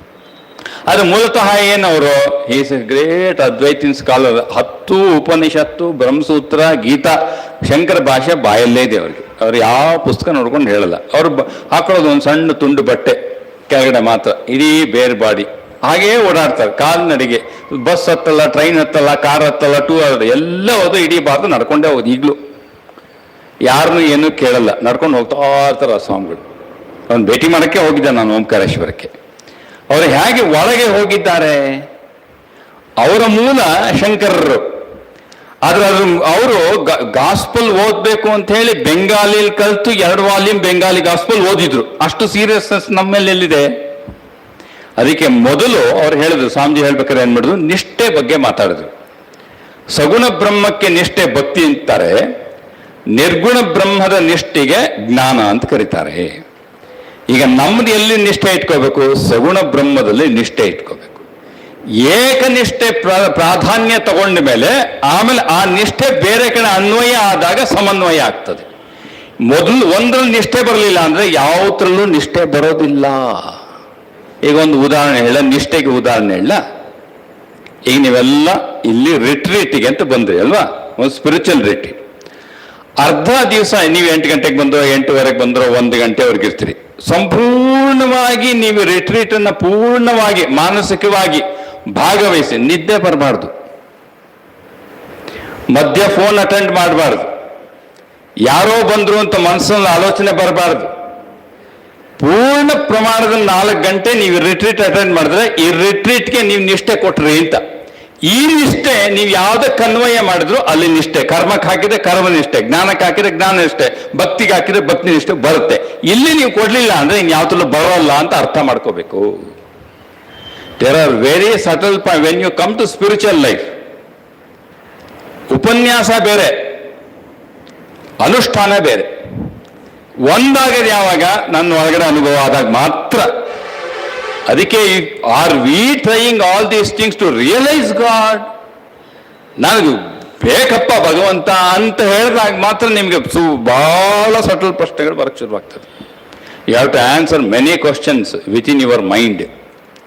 ಅದಕ್ಕೆ ಏನಂತಂದ್ರೆ, ನಮ್ಮಲ್ಲಿ ಈ ಶ್ರೀರಾಮಕೃಷ್ಣ ಪರಮಹಂಸ ಹೇಳ್ತಾರಲ್ಲ, ಏನ್ ಹೇಳ್ತಾರೆ? ಅಪ್ಪ ನಮ್ಗೇನಾಗ್ಬಿಟ್ಟಿದೆ ಈಗ, ದೊಡ್ಡ ಪ್ರಾಬ್ಲಮ್ ಏನೋ ಜನ್ಮ ಅಲ್ವಾ, ಅನಾದಿ ಕಾಮಕರ್ಮ ಅಂತ ವೇದಾಂತ ಹೇಳ್ತದೆ. ನಾವು ನಮ್ದು ಬಿಗ್ಗೆಸ್ಟ್ ಪ್ರಾಬ್ಲಮ್ ಈ ದೇಹ ಹೊತ್ತಾಗೋಯ್ತು. ಈಗ ಹೊತ್ತಿದ್ಮೇಲೇನೋ ಈಗ ಸತ್ಸಂಗಕ್ಕೆ ಬರ್ತಾ ಇದ್ವಿ, ನಾವು ಬಿಡಿಸ್ಕೋಬೇಕು ಅಂತ ಹೇಳಿ ಸತ್ಸಂಗಕ್ಕೆ ಬರ್ತಾ ಇದ್ದೇವೆ. ಸತ್ಸಂಗಕ್ಕೆ ಬಂದಾಗ ಶ್ರೀರಾಮಕೃಷ್ಣ ಹೇಳಿದಲ್ಲ, ಮನೆಗಳಲ್ಲಿ ಏನ್ ಮಾಡಿರ್ತಾರೆ ಅಂತಂದ್ರೆ, ಹಳೆ ಕಾಲದಲ್ಲಿ ಶ್ರೀರಾಮಕೃಷ್ಣ ಹೇಳೋದು ನೀವು ಓದಿರ್ತೀರಿ, ಇದು ಗೊತ್ತಿದೆ, ಸುಮ್ಮನೆ ನಮ್ಮ ನೆನಪಿಗೋಸ್ಕರ ಹೇಳ್ತಾ ಇದ್ದೇನೆ. ಗೊತ್ತಿಲ್ಲದೆ ಇದ್ದು ಹೊಸ್ತಾಗಿ ಕೇಳ್ತಿರ್ತೀರಿ. ಅಕ್ಕಿಯನ್ನ ತೊಳಿತಾರಂತೆ, ಅಕ್ಕಿ ತೊಳೆದ ನೀರನ್ನ ಮನೇಲಿ ಇಟ್ಟಿರ್ತಾರಂತೆ. ಇದು ಹಳೆ ಕಾಲದ ಕತೆ, ಈಗೆಲ್ಲ ತುಂಬಾ ಬದಲಾಗಿದೆ. ಇದು ರಾಮಕೃಷ್ಣ ಹೇಳ್ತಿರೋದ್ರಿಂದ ಬಹಳ ಹಿಂದೆ ಅಂತ ಅರ್ಥ ಮಾಡ್ಕೋಬೇಕು. ಅಕ್ಕಿ ತೊಳೆದ ನೀರನ್ನ ಮನೇಲಿ ಇಟ್ಟಿರ್ತಾರೆ. ಅದನ್ನ ಏನ್ ಮಾಡ್ತಾರೆ ಅಂತಂದ್ರೆ, ಈ ಮದ್ಯಪಾನ ಮಾಡೋರು ಚಟ ಇರುತ್ತಲ್ಲ ಕೆಲವರಿಗೆ, ಆಲ್ಕೋಹಾಲ್, ಅವ್ರಿಗೆ ಬಂದಾಗ ತುಂಬಾ ಮತ್ತಲ್ಲಿದ್ರೆ ಇಳಿಸ್ಬೇಕಲ್ಲ, ಸುಮ್ಮನೆ ಇಳಿಸೋಕ್ಕಾಗತ್ತಾ? ನೀರ್ಗೀರು ಹಾಕಿದ್ರು ಇಳಿಸೋಕ್ಕಾಗಲ್ಲ. ನಾನು ಟ್ರೈ ಮಾಡಿದೆ, ಸ್ನಾನ ಮಾಡಿಸ್ದೆ, ಆಗ್ಲಿಲ್ಲ, ಇಳಿಯಲ್ಲ ಅದು ಅಷ್ಟು ಬೇಗ. ಅದಕ್ಕೆ ಶ್ರೀರಾಮಕೃಷ್ಣ ಹೇಳ್ತಾರೆ, ಮತ್ತು ಬಂದು ಮದ್ಯಪಾನದಿಂದ ಮತ್ತು ಬಂದು ಮನೆಗೆ ಬಂದ್ರೆ ಸ್ವಲ್ಪ ಇಳಿಸ್ಬೇಕು, ಹೇಳಿದ ಅರ್ಥ ಆಗಲ್ಲ, ಕೇಳಲ್ಲ, ಏನ್ ಮಾತು. ಅವಾಗ ಏನ್ ಮಾಡ್ಬೇಕು? ಈಗ ಅಕ್ಕಿ ತೊಳೆದಿದ್ದ ನೀರು ಸ್ವಲ್ಪನೇ ಕುಡಿಸ್ಬೇಕಂತೆ. ಈ ರಾಮಕೃಷ್ಣಗೆ ಎಲ್ಲ ಗೊತ್ತಿದೆ ನೋಡಿ, ನಿರ್ವಿಕಲ್ಪ ಸಮಾಧಿ ಅಂತಾರೆ, ಎಂತೆಂತ ವಿಚಾರ ಹೇಳ್ತಾರೆ ಗೊತ್ತಾ ಗಾಸ್ಪಲ್ನಲ್ಲಿ. ಸಂಸಾರಿಗಳಿಗೂ ಎಷ್ಟೋ ವಿಚಾರ ಗೊತ್ತಲ್ಲ, ರಾಮಕೃಷ್ಣ ಹೇಳ್ತಾರೆ ಹಿಂಗೆ ಅಂತ, ಮತ್ತೊಂದು ಜೊತೆ ಹೋದಾಗೆಲ್ಲ ಹೇಳ್ತಾರಲ್ಲ. ಅದರಿಂದ ಶ್ರೀರಾಮಕೃಷ್ಣ ಹೇಳ್ತಾರೆ, ಈ ಅಕ್ಕಿ ತೊಳೆದಿದ್ದ ನೀರು ಕುಡಿಸ್ತಾ ಇದ್ರೆ ಅವ್ರಿಗೇನಾಗತ್ತೆ, ಮತ್ತೆ ಇಳಿತಾ ಬರುತ್ತೆ. ಅಂದ್ರೆ ಏನ್ ಮಾಡ್ಬೇಕು? ಈ ದೇಹ ಎಂಬ ಬೋಧೆ ಅದೊಂದು ಮತ್ತು. ಯಾರಿಗೆ? ಸಾಧಕರಿಗೆ. ಈ ದೇಹ we carry, we feel very heavy ಅಲ್ಲ.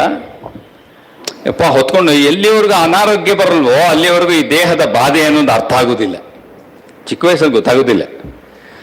ಆಮೇಲೆ ಸಾಧನೆಗಿಳಿದಾಗ ನಿಜವಾಗ್ಲೂ ದೇಹದ ಬಾಧೆ ಉಂಟಾಗೋದು ಯಾವಾಗ ಗೊತ್ತಾ? When you strive seriously and want to dive deep. ಅವಾಗ ಆಲಸ್ಯ, ನಿದ್ರೆ, ಆಮೇಲೆ ಅಶ್ರದ್ಧೆ ಇದೆಲ್ಲ ಬರ್ತದೆ. ಅದಕ್ಕೆ ಶ್ರೀರಾಮಕೃಷ್ಣ ಹೇಳ್ತಾರೆ, ಈವನ್ ಏನೋ ನೀವು ಕಾಮ ಕಾಂಚನಗಳನ್ನ ದಾಟಿ ಹೆಸರು ಕೀರ್ತಿಯನ್ನು ದಾಟಿ ಆಮೇಲೆ ಮುಂದಕ್ಕೆ ಹೋದ ಸಾಧಕರಲ್ಲೂ ಕೂಡ ಬಾಧಿಸೋದು ಯಾವುದು ದೇಹದಲ್ಲಿ? ಆಲಸ್ಯ. ಏನೋ ಕಾಮವನ್ನು ದಾಟಿದಾನಂತೆ, ಕ್ರೋಧವನ್ನು ದಾಟಿದಾನಂತೆ, ಕಾಂಚನವನ್ನು ದಾಟಿದಾನೆ. ಇದಾದ್ಮೇಲೆ ನೆಕ್ಸ್ಟ್ ಯಾವುದು ದೊಡ್ಡ ಹರ್ಡಲ್ ಯಾವುದು? ಹೆಸರು ಕೀರ್ತಿ. ಫಾರ್ಚುನೇಟ್ಲಿ ನೀವಿಲ್ಲ, ನಮ್ಮ ಮೈಕ್ ಕೊಟ್ಟಿದ್ದಾರೆ, ಚೇರ್ ಕೊಟ್ಟಿದ್ದಾರೆ, ಬಂದೇ ಬರುತ್ತಲ್ಲ ಅಲ್ವಾ? ಈ ಮಾತಾಡಕ್ ಹೋದ್ಮೇಲೆ ಬರೋದಿಲ್ಲ ಪ್ರಾಬ್ಲಮ್. ಸಮಾಜದಲ್ಲಿ ಕರ್ಮ ಮಾಡಕ್ ಹೋದಾಗಲೇ ಇದು ಪ್ರಾಬ್ಲಮ್. ಮನೇಲಿ ಇದ್ದಾಗ ಅಷ್ಟು ಹೆಸರು ಕೀರ್ತಿ ಇಲ್ಲ. ಯಾಕಂದ್ರೆ ವಯಸ್ಸಾದ್ಮೇಲೆ ನಿಮ್ಗೇನು ಆಗಲ್ಲ ಅಂತ ಒಂದು ಸ್ಟ್ಯಾಂಪ್ ಹಾಕ್ತಾರಲ್ಲ, ನಮ್ಗೆ ಸ್ಟ್ಯಾಂಪ್ ಇಲ್ಲ. ಎಲ್ಲಿವರೆಗೂ ನೀವು ಆಗತ್ತೋ ಸಮಾಜದಲ್ಲಿ ಕೆಲಸ ಮಾಡುತ್ತೆ ಅಲ್ಲಿವರೆಗೂ ಹೆಸರು ಕೀರ್ತಿ ಪ್ರಾಬ್ಲಮ್ ಜೊತೆಗೆ ಬರ್ತಿರುತ್ತೆ. ಅದು ಹೆಸರು ಕೀರ್ತಿಯನ್ನು ದಾಟಿಬಿಡ್ತಾನಂತೆ. ಆಮೇಲೆ ಯಾವುದು ಬಾಧಿಸುತ್ತೆ ಸಾಧಕನಿಗೆ? ಆಲಸ್ಯ. ಅದರಿಂದ ಈ ದೇಹದ ಪ್ರಾಬ್ಲಮ್ ಸ್ಟಾರ್ಟ್ ಆಗೋದು ಸಾಧನೆ ಶುರುವಾದಾಗ. ಅದರಿಂದ ಈ ದೊಡ್ಡ ಭಾರವನ್ನು ಹೊತ್ಕೊಂಡೋದಾಗ ಈ ಮತ್ತನ್ನು ಇಳಿಸ್ಬೇಕಾದ್ರೆ ಅದಕ್ಕೆ ಶ್ರೀರಾಮಕೃಷ್ಣ ಹೇಳ್ತಾ ಇರೋದು, ನೀನು ಅಕ್ಕಿ ತೊಳೆದ ನೀರು ಕೂಡಿಸ್ತಾರಪ್ಪ ಅವಾಗ ಸ್ವಲ್ಪ ಇಳಿತಿ ಕೆಳಗಡೆ, ಇಲ್ಲ ಅಂದ್ರೆ ಆಗೋಲ್ಲ. ಅದಕ್ಕೆ ನಿಮ್ಗೆ ಜ್ಞಾನ ದೃಷ್ಟಿಯಿಂದ ನಿಮ್ಗೊಂದು ಇಂಟ್ರಡಕ್ಷನ್ ಕೊಡ್ತೇನೆ ನೋಡಿ. ಯಾಕಂದ್ರೆ ಅವ್ರು ಶುರು ಮಾಡಿಬಿಟ್ರಲ್ಲ ಆ ಕಡೆಯಿಂದ, ಹಂಗೆ ಅದಕ್ಕೆ ನಾನು ಅನ್ಕೊಂಡೆ ಆ ಕಡೆಯಿಂದಾನೇ ಬರೋಣ ಅಂತ. ಸ್ವಲ್ಪ ಕಷ್ಟ ಆಗ್ಬೋದು, ಸ್ವಲ್ಪ ಕೇಳಿಸ್ಕೊಳ್ಳಿ. ನಮ್ಮ ಬ್ರಹ್ಮಸೂತ್ರದಲ್ಲಿ ಇಂಟ್ರಡಕ್ಷನ್ ಬರೆದಿದೆ ಶಂಕರಾಚಾರ್ಯರು, ಭಗವಾನ್ ಶಂಕರಾಚಾರ್ಯರು ಇಂಟ್ರಡಕ್ಷನ್ ಅಧ್ಯಾಸ ಭಾಷಣ ಅಂತ ಕರಿತೇವೆ. ಉಪೋದ್ಘಾತ ಅಂತಲೂ ಕರಿತಾರೆ. ಅದು ಬ್ರಹ್ಮಸೂತ್ರಕ್ಕೆ ಉಪೋದ್ಘಾತ. ಅಲ್ಲಿ ಎಷ್ಟು ಚೆನ್ನಾಗಿ ಸುಂದರವಾಗಿ ಪ್ರಾರಂಭ ಮಾಡ್ತಾರೆ ನೋಡಿ. ನಾನು ಕನ್ನಡದಲ್ಲೇ ಹೇಳ್ತೀನಿ, ಯಾವ ಸಂಸ್ಕೃತ ಪದನೂ ಉಪಯೋಗಿಸಕ್ಕೆ ಹೋಗಲ್ಲ. ಏನು ಶುರು ಮಾಡ್ತಾರೆ? ನಮ್ಮ ವ್ಯವಹಾರದಲ್ಲಿ 2 ಪದ ಇದೆ. ವ್ಯವಹಾರದಲ್ಲಿ 2 ಪದ. ಯಾವುದು 2 ಪದ? ಒಂದು ನೀನು, ಇನ್ನೊಂದು ನಾನು. ಎಷ್ಟು ಸುಂದರವಾಗಿ ಬರೀತಾರೆ, ಎಷ್ಟು ಅಂದ್ರೆ ಅಷ್ಟು ದೊಡ್ಡ ವಿಚಾರಗಳನ್ನ ಎಷ್ಟು ಸರಳವಾಗಿ ಹೇಳಬೇಕು ಅಂದ್ರೆ ಬಹುಶಃ ಅವ್ರು ಬಿಟ್ಟರೆ ಯಾರು ಹೇಳಿಲ್ಲ ಅನಿಸುತ್ತೆ. ಅಫ್ಕೋರ್ಸ್ ಅದನ್ನ ಯೂನಿವರ್ಸಲ್ ಮಾಡಿದ್ದು ಸ್ವಾಮೀಜಿ ಆಂಗ್ಲ ಭಾಷೆ ಉಪಯೋಗಿಸ್ಕೊಂಡು. ಒಂದು ನೀನು ಯುಷ್ಮದ್, ಇನ್ನೊಂದು ನಾನು ಅಸ್ಮದ್. ಅಸ್ಮದ್ ಯುಷ್ಮತ್ ಪ್ರತಿಯೋಹೋ ಇತರ ಭಾವಯೋಹೋ ತಮ ಪ್ರಕಾಶವತ್ ಅಂತ ಶುರು ಮಾಡ್ಕೊಂಡು ಹೋಗ್ತಾರಲ್ಲಿ. ಒಂದು ನೀನು, ಒಂದು ನಾನು. ನಾನು ಅಂದ್ರೆ ಏನು? ನಾನು ಮಾತಾಡ್ತಾ ಇದ್ದೀನಿ ಹೇಳಿದ್ನಲ್ಲ, ಆಗ ನೀವು ಜೀರ್ಣ ನೀವು ಮಾಡ್ಕೊಳ್ತಾ ಇಲ್ಲ. ಇನ್ಯಾವುದೋ ನಿಮ್ಮ ದೇಹದಲ್ಲಿ ಜೀರ್ಣ ಆಗ್ಬೇಕಂದ್ರೆ ಏನಿರಬೇಕು? ಒಂದು ಚೈತನ್ಯ ಇದ್ರೆ ತಾನೇ ಜೀರ್ಣ ಅಂತ. ಈ ಶವದಲ್ಲಿ ನೀವು ಊಟ ಹಾಕಿದ್ರೆ ಜೀರ್ಣ ಆಗುತ್ತೆ, ಎಲ್ಲ ಹೊರಗೆ ಬರುತ್ತೆ. ಒಂದು ಒಳಗೆ ಹೋಗಲ್ಲ, ಒಳಗೆ ಹೋಗಿದ್ದು ಒಂದು ಸತ್ತ ಅಂದ ತಕ್ಷಣ ಫಸ್ಟ್ ಎಲ್ಲ ಹೊರಗೆ ಬರ್ತದೆ ರಂಧ್ರಗಳಲ್ಲೆಲ್ಲ. ಅದಕ್ಕೆ ಫಸ್ಟ್ ಕ್ಲೀನ್ ಮಾಡ್ತಾರೆ. ಈಗ ಬಾಡಿ ನೀವು ಎಲ್ಲ ಆಸ್ಪತ್ರೆಗೆ ಹೋದ್ಮೇಲೆ ಅವನ್ನ ಎಲ್ಲ ಹೋಲ್ಸ್ ಬಾಡಿನ ಫಸ್ಟ್ ಬ್ಲಾಕ್ ಮಾಡ್ತಾರೆ, ಆಮೇಲೆ ಅವನಿಗೆ ನಿಮ್ಮ ಪ್ಯಾಕಿಂಗ್ ಮಾಡಿಕೊಡೋದು. ಅದರಿಂದ ಈ ದೇಹದಲ್ಲಿ ಜೀರ್ಣ ಆಗಬೇಕು ಅಂದ್ರೆ ಚೈತನ್ಯ ಇರಬೇಕು. ಅದನ್ನ ಮೂಲತಃ ನಾನು ಅಂದ್ರೆ ಏನು? ನೀನು ಅಂದ್ರೆ ಚೈತನ್ಯ. ನಾನು ಅಸ್ಮದ್. ನೀನು ಅಂತಂದ್ರೆ ಏನೇನು ಕಾಣ್ತಾ ಇದೆಯೋ ಅದು. ಅಲ್ಲಿ ಏನೋ ಅದಕ್ಕೆ ಅವ್ರು ಏನ್ ಮಾಡ್ತಾರೆ? 2 ಪದ ಉಪಯೋಗಿಸ್ತಾರೆ. ನಾನು ಅಂದ್ರೆ ಚೈತನ್ಯ, ನೀನು ಅಂದ್ರೆ ಜಡ. ನಾನು ಅಂದ್ರೆ ಈಗ ಅಷ್ಟು ಗೊತ್ತಾಯ್ತಲ್ಲ, ನಾನು ಚೈತನ್ಯ. ನೀನು ಅಂತ ಯುಷ್ಪದ್ ಅಂತ ಪ್ರತ್ಯಯನ ಉಪಯೋಗಿಸ್ತೀವಲ್ಲ, ಅದರ ವಿಷಯ ನಾನು ತುಂಬ ಒಳಗೆ ಹೋಗಲ್ಲ, ಮೇಲ್ಮೇಲೆ ನಮ್ಗೆ ಅರ್ಥ ಆಗೋಷ್ಟು ಅರ್ಥ ಮಾಡ್ಕೊಂಡ್ರೆ ಸಾಕು. ಯುಷ್ಮದ್ದಿನ ಪ್ರತ್ಯಯದ ವಿಷಯ ಯಾವುದು ಅಂತ ಅಲ್ಲಿ ಕರೆಕ್ಟಾಗಿ ಟೆಕ್ನಿಕಲ್ ಆಗಿ ಹೇಳಬೇಕು ಅಂತಂದ್ರೆ ಅದು ಜಡ. ಅಂದ್ರೆ ಏನು? ಇಲ್ಲಿ ಏನಾಗ್ಬಿಟ್ಟಿದೆ, ನಾನು ಅನ್ಬೇಕಾದ್ರೆ ನಾನೇನು ಅನ್ಕೊಳ್ತಾ ಇದ್ದೀನಿ? ಈ ದೇಹ, ಈ ಮನಸ್ಸು, ಇದು ನಾನು ಅಂತ ಅನ್ಕೊಳ್ತಾ ಇದ್ದೀನಿ. ನೀನು ಅಂತ ಹೇಳ್ಬೇಕಾದ್ರೆ ಯಾವ್ದನ್ನ? ಇದು ನೀನು ಅಂತಂದ್ರೆ ಎಲ್ಲ ಔಟ್ಸೈಡ್ ಥಿಂಗ್ಸ್. ಈ ಮೈಕ್ ಇರ್ಬೋದು, ಈ ಬಾಟ್ಲ್ ಇರ್ಬೋದು, ಈ ಫೋನ್ ಇರ್ಬೋದು, ಈ ಪುಸ್ತಕ ಇರ್ಬೋದು, ಇದೆಲ್ಲ ನೀನು ಪ್ರತ್ಯಯದಿಂದ ಕಾಣಿಸ್ಕೊಳ್ತಾ ಇರೋದು. ನಾವೇನ್ ಮಾಡ್ಬಿಟ್ಟಿದ್ದೀವಿ? ಈ ದೇಹವನ್ನ ನಾನು ಅಂತ ಅನ್ಕೊಂಡ್ಬಿಟ್ಟಿದ್ದೀವಿ. ದೇಹವನ್ನ, ಈ ಎಲ್ಲ ವಸ್ತುಗಳನ್ನ ಚೈತನ್ಯ ಅಂತ ಅನ್ಕೊಂಡ್ಬಿಟ್ಟಿದ್ದೀವಿ. ಉಲ್ಟಾ ಆಗ್ಬಿಟ್ಟಿದೆ. ಅದಕ್ಕೆ ನಮ್ಗೆ ಈ ಕ್ಲಾಸ್ ಮಾಡ್ಬೇಕಾದ್ರೆ ಈಗ ನಾನು ನೀನು ಆಗ್ಲಿಕ್ಕೆ ಸಾಧ್ಯ ಇಲ್ಲ ಅಲ್ವಲ್ಲಪ್ಪ? ನೀನು ನಾನು ಆಗ್ಲಿಕ್ಕೆ ಸಾಧ್ಯ ಇಲ್ಲ ಅಂದ್ರೆ ಏನು? ಈ ಚೈತನ್ಯದ ಬಗ್ಗೆ ನಮ್ಗೆ ಗಮನನೇ ಬರ್ತಾ ಇಲ್ವಲ್ಲ. ಯಾಕೆ ಗಮನ ಬರ್ತಾ ಇಲ್ಲ ನೋಡಿ? ಯಾಕೆ ಗಮನ ಬರ್ತಿಲ್ಲ ಅನ್ನೋದಕ್ಕೆ ನಾವು ಉದಾಹರಣೆ ಕೊಡ್ಲಾ? ನಾವು ಜಗತ್ತಲ್ಲಿ ಎಷ್ಟು ತಲೆ ಕೆಡ್ಸ್ಕೊಂತೀವ್ರಿ. ಈಗ ಒತ್ತಡ ಎಲ್ಲಿಂದ, ಯಾವುದೇ ಕಾಲೇಜ್ನಲ್ಲಿ ಹೋಗಿ ನೀವು ಏನಾದರೂ ಒಂದು ಮಾತಾಡಿದ್ರೆ ಕಾಮನ್ ಪ್ರಶ್ನೆ ಏನು ಗೊತ್ತಾ, ಹೌ ಟು ಹ್ಯಾಂಡಲ್ ಸ್ಟ್ರೆಸ್ ಅಂತ. Stress management is A biggest management ಇವತ್ತು ಅಲ್ವಾ? ಯಾಕೆ? ಜಗತ್ ಭಾರಿ ಹೇ, ಬಟ್ ಜಗತ್ ಸತ್ಯ ಅಲ್ಲ ಅಂತ ಹೇಳ್ತಾ ಇದೀವಿ ನಾವು. ಅದು ಯುಷ್ಮದ್, ಅಸ್ಮದ್ ಯಾರು? ನಾನು ಚೈತನ್ಯ. ಯಾಕೆ ಸ್ಟ್ರೆಸ್ ಉಂಟಾಯ್ತು? ಜಗತ್ತನ್ನ ಭಗವಂತನಿಗಿಂತ ಸತ್ಯ ಅಂತ ಭಾವಿಸಿದ್ದಕ್ಕೆ ಸತ್ಯವಾಯ್ತು. ಅದಕ್ಕೆ ಶಂಕರ ಹೇಳ್ತಾರೆ ಎಲ್ಲ ಮಿಕ್ಸ್ ಆಗೋಗ್ಬಿಟ್ಟಿದೆಪ್ಪ. ಯಾವ ರೀತಿ ಮಿಕ್ಸ್ ಆಗಿದೆ? ನಮ್ಮಲ್ಲಿ ಕ್ಲಾಸ್ ತಗೋಬೇಕಾದ್ರೆ ಒಂದು ಉದಾಹರಣೆ ಕೊಡ್ತಾರೆ. ಒಬ್ಬ ವ್ಯಕ್ತಿ ಹೊರಗೆ ಹೋಗಿದ್ದ, ಸಾಯಂಕಾಲ ದಿನ ಮದ್ಯಪಾನದ ಅಭ್ಯಾಸ ಆಯಿತು. ಅವತ್ತಿನ ದಿವಸ ತುಂಬ ಜಾಸ್ತಿ ತಗೊಂಡ್ಬಿಟ್ಟ, ನಾರ್ಮಲ್ಗಿಂತ. ಅವ್ರೇನು ಹೇಳ್ತಾರೆ ಲೆಕ್ಕಾಚಾರ, ನಾರ್ಮಲ್ ಏನೋ ತೊಗೊಳ್ತಾರ ಒಂದು ಡೋಸ್, ಅವತ್ತು 3 or 4 ಡೋಸ್ ಆಗೋಗ್ಬಿಟ್ಟಿದೆ. ಭಾಳ ಕಷ್ಟಪಟ್ಟು ಮನೆಗೆ ಬಂದ, ಕೆಲ್ಸದೊಂದು ಬಾಗಿಲು ತೆಗೆದ. ಅವ್ನಿಗೇನೋ ಒಂದು ಪ್ರಾಕ್ಟೀಸ್ ಇತ್ತು, ಒಂದು ಬೆಡ್ರೂಮ್ಗೆ ಹೋಗಿ ಬಾಗಿಲು ತೆಗೆದ, ಬೆಡ್ರೂಮ್ ಕೆಲಸದವನು. ಬೆಡ್ರೂಮ್ ಒಳಗಡೆ ಹೋದ. ಅವನು ಹೊತ್ತಿಗೆ ಒಂದು ವಾಕಿಂಗ್ ಸ್ಟಿಕ್ ಇಟ್ಕೊಂಡು ಹೋಗ್ತಾ ಇದ್ದ. ವಾಕಿಂಗ್ ಸ್ಟಿಕ್ ಇಟ್ಕೊಂಡು ಬೆಡ್ರೂಮ್ ಒಳಗಡೆ ಹೋದನಂತೆ. ಒಳಗಡೆ ಹೋದಾಗ ಏನು ಮಾಡ್ದ? ಬೆಡ್ ಹತ್ರ ಹೋದ. ಬೆಡ್ ಹತ್ರ ಹೋಗ್ಬಿಟ್ಟು ವಾಕಿಂಗ್ ಸ್ಟಿಕ್ಕನ್ನು ಬೆಡ್ ಮೇಲೆ ಇಟ್ಟ, ಹೊದಿಗೆ ಹೊದಿಸ್ದ. ವಾಕಿಂಗ್ ಸ್ಟಿಕ್ ಎಲ್ಲಿಡ್ಬೇಕೋ ಅಲ್ಲೋಗಿ ಇವನು ನಿಂತ್ಕೊಂಡ್ಬಿಟ್ಟ. ಅವ್ನು ಬೆಳಗ್ಗೆ ಆಯಿತು, 6 ಗಂಟೆ ಆಯಿತು, 7 ಗಂಟೆ ಆಯಿತು, ಯಜಮಾನಿಗೆ ಬೆಡ್ ಕಾಫಿ ಕೊಡಬೇಕಲ್ಲ ಕೆಲಸದವನು. ಅವ್ನು ಬೆಡ್ರೂಮ್ ಎಂಟ್ರ್ ಆಗ್ಬಿಟ್ಟು ಬೆಡ್ ಹತ್ರ ಹೋಗಿ ನೋಡ್ತಾನೆ, ಅಲ್ಲಿ ವಾಕಿಂಗ್ ಸ್ಟಿಕ್ಕು ಬೆಡ್ ಮೇಲೆ ಮಲಗಿದೆ. ಅವನು ಕನ್ಫ್ಯೂಷನ್ ಆಗೋಯ್ತು. ಎಲ್ಲ ರೂಮೆಲ್ಲ ಹುಡುಕ್ತಾ, ಮೂಲೆಯಲ್ಲಿ ನೋಡಿದ, ಮೂಲೆಯಲ್ಲಿ ಅವನ ಯಜಮಾನ ನಿಂತಿದ್ದಾನೆ. ಅವನಿಗೆ ಬೆಲ್ಲಿ ತಕ್ಬಿಟ್ಟು, ಸಾಹೇಬ್ ಕ್ಯಾ ಕರ್ ರಹೆ ಆಪ್ ಇದರ್? ಸಾವಧಾನ್, ಸಾಹೇಬ್ ಉದರ್ ಸೋ ರಹಾ ಹೈ. ಇದೇ ಯುಷ್ಮದ್ ದಶ್ಮತ್ ಪ್ರತ್ಯಯೋ ಇತರ ಭಾವಯೋ ತಮಃ ಪ್ರಕಾಶವತ್. ನೀನು ಜಡವಸ್ತು ಯಾವಾಗಲೂ ತಮಸ್ಸದು, ನಾನು ಚೈತನ್ಯ. ಅದು ದೇಹವೇ ನಾನಾಗ್ಬಿಟ್ಟಿದ್ದೇನೆ, ದೇಹ ನಾನಾಗ್ಬಿಟ್ಟಿದೆ. ಇದು ಎರಡು ಇಂಟರ್ಲಿಂಕ್ ಆಗ್ಬಿಟ್ಟಿದೆ. ಈ ಜಗತ್ನಲ್ಲಿ ಏನಾಗಿದೆ ಅಂತಂದ್ರೆ, ಯಾವುದನ್ನು ಚೈತನ್ಯ ಅನ್ಕೊಂಡಿದೀವಿ ಅದನ್ನು ಜಡ ಅಂತ ಭಾವಿಸ್ತಾ ಇದ್ದೀವಿ. ಯಾವುದು ಜಡವೋ ಅದನ್ನ ಚೈತನ್ಯ ಅಂತ ಭಾವಿಸ್ತೀವಿ. ದೇಹವನ್ನು ನಾನು ಅನಿಸ್ತಾ ಇದ್ದೀನಿ, ಆತ್ಮವಸ್ತುವನ್ನು ನನಗೇನು ಗಮನನೇ ಇಲ್ವಲ್ಲ. ಭಗವಂತನಿಗಿಂತ ಜಗತ್ ಭಾರಿ ಆಗೋಗ್ಬಿಟ್ಟಿದೆ. ಅದಕ್ಕೆ everywhere we should feel that God is more real than the world. Until unless we feel that none of our sadhanas going to help much. ಮೊದಲನೇ ಹಂತ ಜೀವಾತ್ಮ ಅಂತ ಭಾವಿಸು ಅಂತ ಅವ್ರು ಹೇಳಿದ್ರಲ್ಲ, ಫಸ್ಟ್ ಸ್ಟೆಪ್ ಅಂದ್ರೆ ಏನು? This consciousness has becomes more real than anything else in the world. ಅದ ಆಧಾರದ ಮೇಲೆ ನೀ ಕರ್ಮ ಮಾಡು, ಜ್ಞಾನ ಮಾಡು, ಯೋಗ ಮಾಡು, ಭಕ್ತಿ ಮಾಡು. ಬೇಸಿಸ್ ಇದು ಏನು? God is more real than the world. ಅದನ್ನೇ ಹೇಳಿದ್ದು ಜೀವಾತ್ಮ. ನೋಡಿ ಎಷ್ಟು ಎಕ್ಸ್ಪ್ಲನೇಷನ್ ಬೇಕಾಗುತ್ತೆ, ಸುಮ್ಮನೆ ಹೇಳ್ತಾ. ಅದು understanding is A different level spirituality ಅನ್ನೋದು. ನಮಗೆ ಫಸ್ಟ್ ಬೇಸಿಕ್ ಅನ್ಸ್ಬೇಕು. ಅದಕ್ಕೆ ಎಲ್ಲ ಕರ್ಮಕ್ಕೆ ಆಧಾರ ಇಟ್ಕೋಬೇಕು. ಈ ಎರಡು ಬದಲಾವಣೆಯನ್ನ ಏನೋ ನಾವು ಸೂಪರ್ ಇಂಪೋಸ್. ಅದಕ್ಕೆ ಶಂಕರ್ ಯಾಕೆ ಅಥಾತೋ ಬ್ರಹ್ಮ ಜಿಜ್ಞಾಸಕ್ಕಿಂತ ಉಪೋದ್ಘಾತ ಬೇಕು? ಆದ್ದರಿಂದ ನೀನು ಶಾಸ್ತ್ರ ಸರಿಯಾದ ಅರ್ಥ ಹೇಳ್ತೀನಪ್ಪ, ಅದಕ್ಕೆ ನೀನು ಮೊದಲು ಇದು ತಿಳ್ಕೊ. ಎರಡನ್ನೂ ನೀವು ಬದಲಾಯಿಸ್ಕೊಂಡ್ಬಿಟ್ಟಿದ್ಯಾ, ಅದ್ರೂ ಬದಲಾಗಿದೆ, ಇದನ್ನು ಅಧ್ಯಾಸ ಅಂತ ಹೇಳ್ತೇವೆ ಅಂತ. ಆದ್ದರಿಂದ ನೋಡಿ, ಈಗ ನಮಗೆ ಸ್ವಾಮೀಜಿ ಇದೆಲ್ಲ ಅರ್ಥ ಆಯ್ತು. ಸರಿ ಸ್ವಾಮೀಜಿ, ನೀವು ಹೇಳಿದ್ರಿ, ಇವತ್ತು ಉಪನ್ಯಾಸ ಅಟೆಂಡ್ ಮಾಡಿದ್ವಿ, ಅಲ್ಸರ್ ಆಶ್ರಮಕ್ಕೆ ಬಂದ್ವಿ, ರಿಟ್ರೀಟ್ ಅಟೆಂಡ್ ಮಾಡಿದ್ವಿ, ಇಬ್ಬಿಬ್ರು ಸ್ವಾಮಿಗಳ ಮಾತು ಕೇಳಿದ್ವಿ, ಭಜನೆ ಮಾಡಿದ್ವಿ. ಆಮೇಲೆ ನಾವು ಊಟ ಮಾಡಲಿಲ್ಲ, ನೀವು ಪ್ರಸಾದ ತಗೊಂಡ್ರಿ ಅಲ್ಲ, ಊಟ ಮಾಡಲಿಲ್ಲ ನಾವು, ಸ್ವಾಮೀಜಿ ಆಶ್ರಮದಲ್ಲಿ ಪ್ರಸಾದ ತಿಂದ್ವಿ. ಸರಿ, ಮುಂದೇನೋ ಏನಿದೆ ನಮ್ಮ ಹತ್ರ ಕಾರಣ? What is the tool that you have? ನಾನು ಯಾವಾಗಲೂ ತುಂಬ ಸಲ ಹೇಳ್ತಿರ್ತೀನಿ, ಎಲ್ಲೋದ್ರೂ ನಮ್ಮ ಮೂಲಕ್ಕೆ ಬರಬೇಕಲ್ಲಪ್ಪ. ಅಲ್ರಿ, ಮಂತ್ರ ದೀಕ್ಷೆ ಬಗ್ಗೆ ಎಷ್ಟು ಭಾರಿಯಾಗಿ ಸೀರಿಯಸ್ ಆಗಿ ಆಲೋಚನೆ ಮಾಡ್ತೀರಿ. ಈಗ ನಮಗೆ ಒಂದು ಅದೃಷ್ಟ ಏನಾಯ್ತು ಅಂದ್ರೆ, ಸ್ವಾಮಿಗಳಾದ್ಮೇಲೆ ನಮಗೆ ಹೆಚ್ಚು ಕಡಿಮೆ ತುಂಬ ಗುರುಗಳು ಮಂತ್ರ ದೀಕ್ಷೆ ಕೊಡ್ಬೇಕಾದ್ರೆ ಒಳಗೆ ಹೋಗಿ ಇನ್ಸ್ಟ್ರಕ್ಷನ್ ಕೊಡುವಂಥ ಕೆಲಸ ನಮ್ಗೆ ಬರುತ್ತೆ.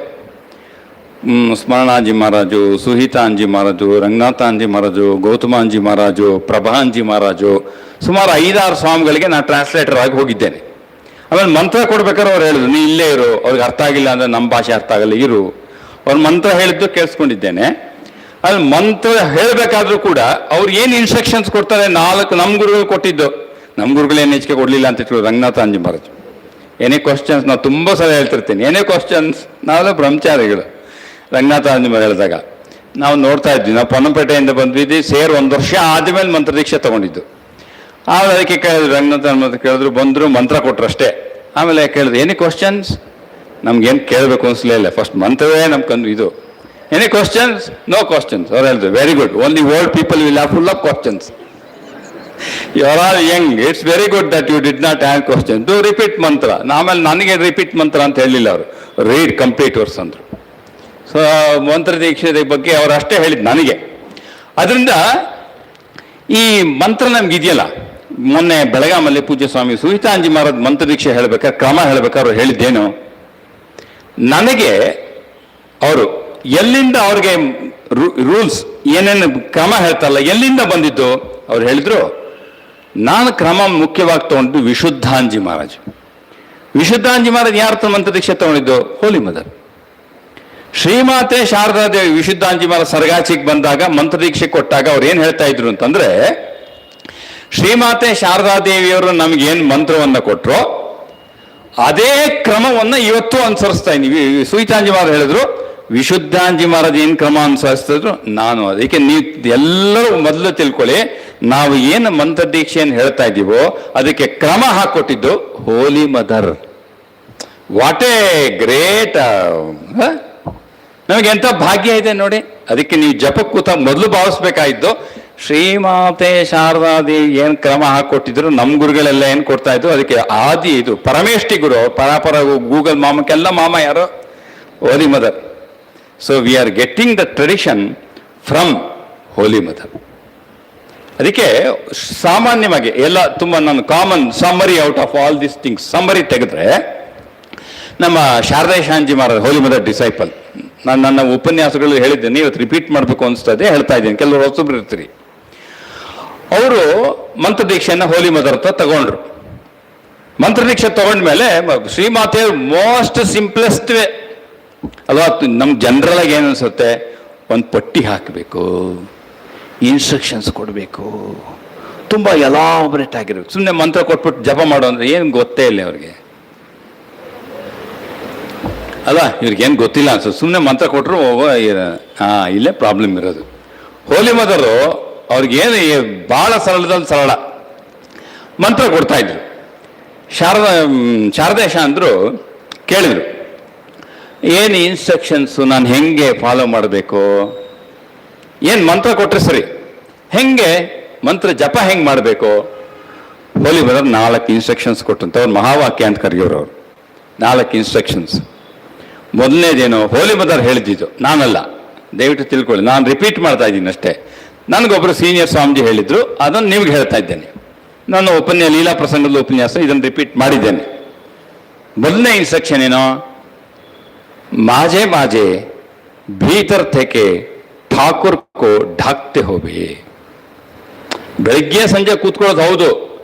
ನೋಡಿ, ಎಷ್ಟೊಂದು ಸಲ ಏನಾಗುತ್ತೆ, ಈಗ ನಾವು ಕೂಡ ಸನ್ಯಾಸಿಗಳಾದ್ರೂ ಕೂಡ ಮಠ ನಡೆಸೋತಿ ಕರ್ಮ ಬೇರೆ ಬೇರೆ ಪೂಜೆ ಮಾಡೋ, ಕನ್ಸ್ಟ್ರಕ್ಷನ್ ನೋಡ್ಕೋ, ಗಾಡಿ ಓಡಿಸೋ, ಅದೇ ಉಪನ್ಯಾಸ ಮಾಡು, ತುಂಬ ಕರ್ಮಗಳು, ಆಫೀಸಲ್ಲಿ ಅಕೌಂಟ್ಸ್ ಮಾಡು. ಈಗೆಲ್ಲ ಬ್ಯಾಲೆನ್ಸ್ ಶೀಟ್ ಬಿಸಿ. ನಾವು ಏಪ್ರಿಲ್ ಬಂತು, ಬರೀ ಬ್ಯಾಲೆನ್ಸ್ ಶೀಟಲ್ಲೇ ಇದ್ದೇವೆ. ಆಯ್ತು, ಮುಗಿಸಿದ್ದೇನೆ ಫಾರ್ಚುನೇಟ್ಲಿ. ಸೊ ಈ ಬ್ಯಾಲೆನ್ಸ್ ಶೀಟ್ ಮಾಡು, ಎಲ್ಲ ಕರ್ಮ. ಅವಾಗೇನಾಗುತ್ತೆ, ನೀವು ಜಪ ಮಾಡೋತ್ತಿಗೆ ಗ್ಯಾಪ್ ಬಂದಂಗೆ ಅನ್ಸುತ್ತಲ್ಲ, ಬೆಳಗ್ಗೆ ಮತ್ತು ಸಂಜೆ ಏನೋ ಕಳೆದು ಹೋದ್ವಿ ಅಂತ, ಮತ್ತು ಸಂಜೆ ಕೂತ್ಕೊಂಡು ಕನೆಕ್ಟ್ ಮಾಡ್ಕೊಳಕ್ಕೆ ಹೋಗ್ತೀರಾ, ಮತ್ತು ಕಳೆದು ಹೋದ್ವಿ ಅನ್ಸುತ್ತೆ. ಯಾಕೆ ಕಳೆದೋದ್ವಿ? ಅದಕ್ಕೆ ಹೋಲಿ ಮದರ್ ಹೇಳ್ತಾರೆ, ಮಾಜೆ ಮಾಜೆ ಭೀತರ್ತೇಕೆ ಠಾಕುರ್ಗೆ ಢಾಕ್ತಿ ಹೋಗಿ. ಮಧ್ಯ ಮಧ್ಯ ಯಾವಾಗ ನೆನಪಾಗುತ್ತಲ್ಲೋ ಒಳಗೆ ಹೃದಯಾಂತರಾಳದಿಂದ ಶ್ರೀರಾಮಕೃಷ್ಣನ್ ಕರಿಬೇಕು. ಜಪ ಮಾಡೋ ಜೊತೆಗೆ ಮಾಜೆ ಮಾಜೆ ಭೀತರ್ತೇಕೆ ಠಾಕುರ್ಗೆ ಢಾಕ್ತೆ ಹೋಗಿ ಕರಿಬೇಕು. It's not just mental repetition, you have to bring him. ಏನೋ ಕೂಗಿ ಕರಿಬೇಕು ಠಾಕೂರ್ನ. ಮಧ್ಯ ಓ ಎಲ್ಲಿದ್ಯಪ್ಪ, ಅನುಭವ ಆಗದೆ ಇದ್ರೆ ಎಷ್ಟೇ ಓದಿದ್ರೆ ಏನು ಉಪಯೋಗ ಇಲ್ಲ ರೀ. ಏನೋ ಒಂಚೂರು ಆಗ್ಬೇಕು ಎಲ್ಲೋ ಮಧ್ಯದಲ್ಲಿ. ಅದಕ್ಕಾಗಿ ನಾವು ಹಾತೊರಿತಾ ಇರಬೇಕು. ಅದರಿಂದ ಒಳಗಡೆಯಿಂದ ಕರಿತಾ ಇರಬೇಕು. ಎರಡನೇದು ಶ್ರೀರಾಮಕೃಷ್ಣ ಹೇಳೋದು, ಹೋಲಿ ಮದರ್ ಹೇಳೋದು ಒಂದೇ, ಮಾಜೆ ಮಾಜೆ ಸಾಧು ಸಂಘ ಕೊರತೆ ಹೋಬೆ. ನಾನು ಆಮೇಲೆ ಹೇಳ್ತೀನಿ ಯಾಕೆ ಅಂತ, ಎಷ್ಟು ಡಿಪೆಂಡಿಂಗ್ ಆನ್ ದ ಟೈಮ್. ಸಾಧು ಸಂಘ ಮಾಡ್ತಾ ಇರಬೇಕು. ಇಲ್ಲ ಯಾರು ಅಕ್ಕಿ ನೀರು ಕುಡಿಸೋರು ಯಾರು ಅವರೇ. ಮನೇಲಿ ಸಿಗಲ್ಲ ಅಕ್ಕಿ ನೀರು, ಸ್ವಾಮಿಗಳ ಹತ್ರನೂ ಸಿಗೋದು ಅಕ್ಕಿ ನೀರು, ತೊಳೆದ ನೀರು ಅಕ್ಕಿ ಇಲ್ಲ ಅಂತ ಸಿಗೋದಿಲ್ಲ ಅದು. ಸೊ ಸಾಧು ಸಂಘ ಕೊಡ್ತೇವೆ. ಆಮೇಲೆ ಮೂರನೇದು ಹೇಳ್ತಾರೆ ಠಾಕುರಾಚೇನ್. ಎಂತ ಭರವಸೆ ಇದು. ಹೊಲಿಮದ ಹೇಳ್ತಾರೆ ಠಾಕುರಾಚೇನ್. ಅವನ್ ನಾಲ್ಕನೇದು ಬಹಳ ವಿಶೇಷ, ನಂಗೆ ಬಹಳ ಪ್ರಿಯ, ಅಮಿಯಾಚಿ. ಒಂದು ಒಳಗಡೆಯಿಂದ ಶ್ರೀರಾಮಕೃಷ್ಣ ಮಧ್ಯ ಮಧ್ಯ ಕರಿತಾ ಇರಬೇಕು, ಅವಕಾಶ ಆದಾಗೆಲ್ಲ ಸಾಧು ಸಂಘ ಮಾಡ್ತಾ ಇರಬೇಕು. ನೆನಪಿಟ್ಕೋ ಶ್ರೀರಾಮಕೃಷ್ಣ ಇದ್ದಾರೆ ಅಂತ. ಆಮೇಲೆ ನೆನಪಿಟ್ಕೋ ನಾನು ಇದ್ದೀನಿ. ಇನ್ನೇನು ಭರವಸೆ ಬೇಕಪ್ಪ? ಇದು ರಾಮಕೃಷ್ಣ ಶಾರದೇಶಾಂದ್ರಿಗೆ ಕೊಟ್ಟಿದ್ದಂಥ ಇನ್ಸ್ಟ್ರಕ್ಷನ್ಸ್ 4. ಇಷ್ಟು ಮಾಡು, ನಿನಗೇನು ಬೇಕೋ ಸಿಗುತ್ತೆ.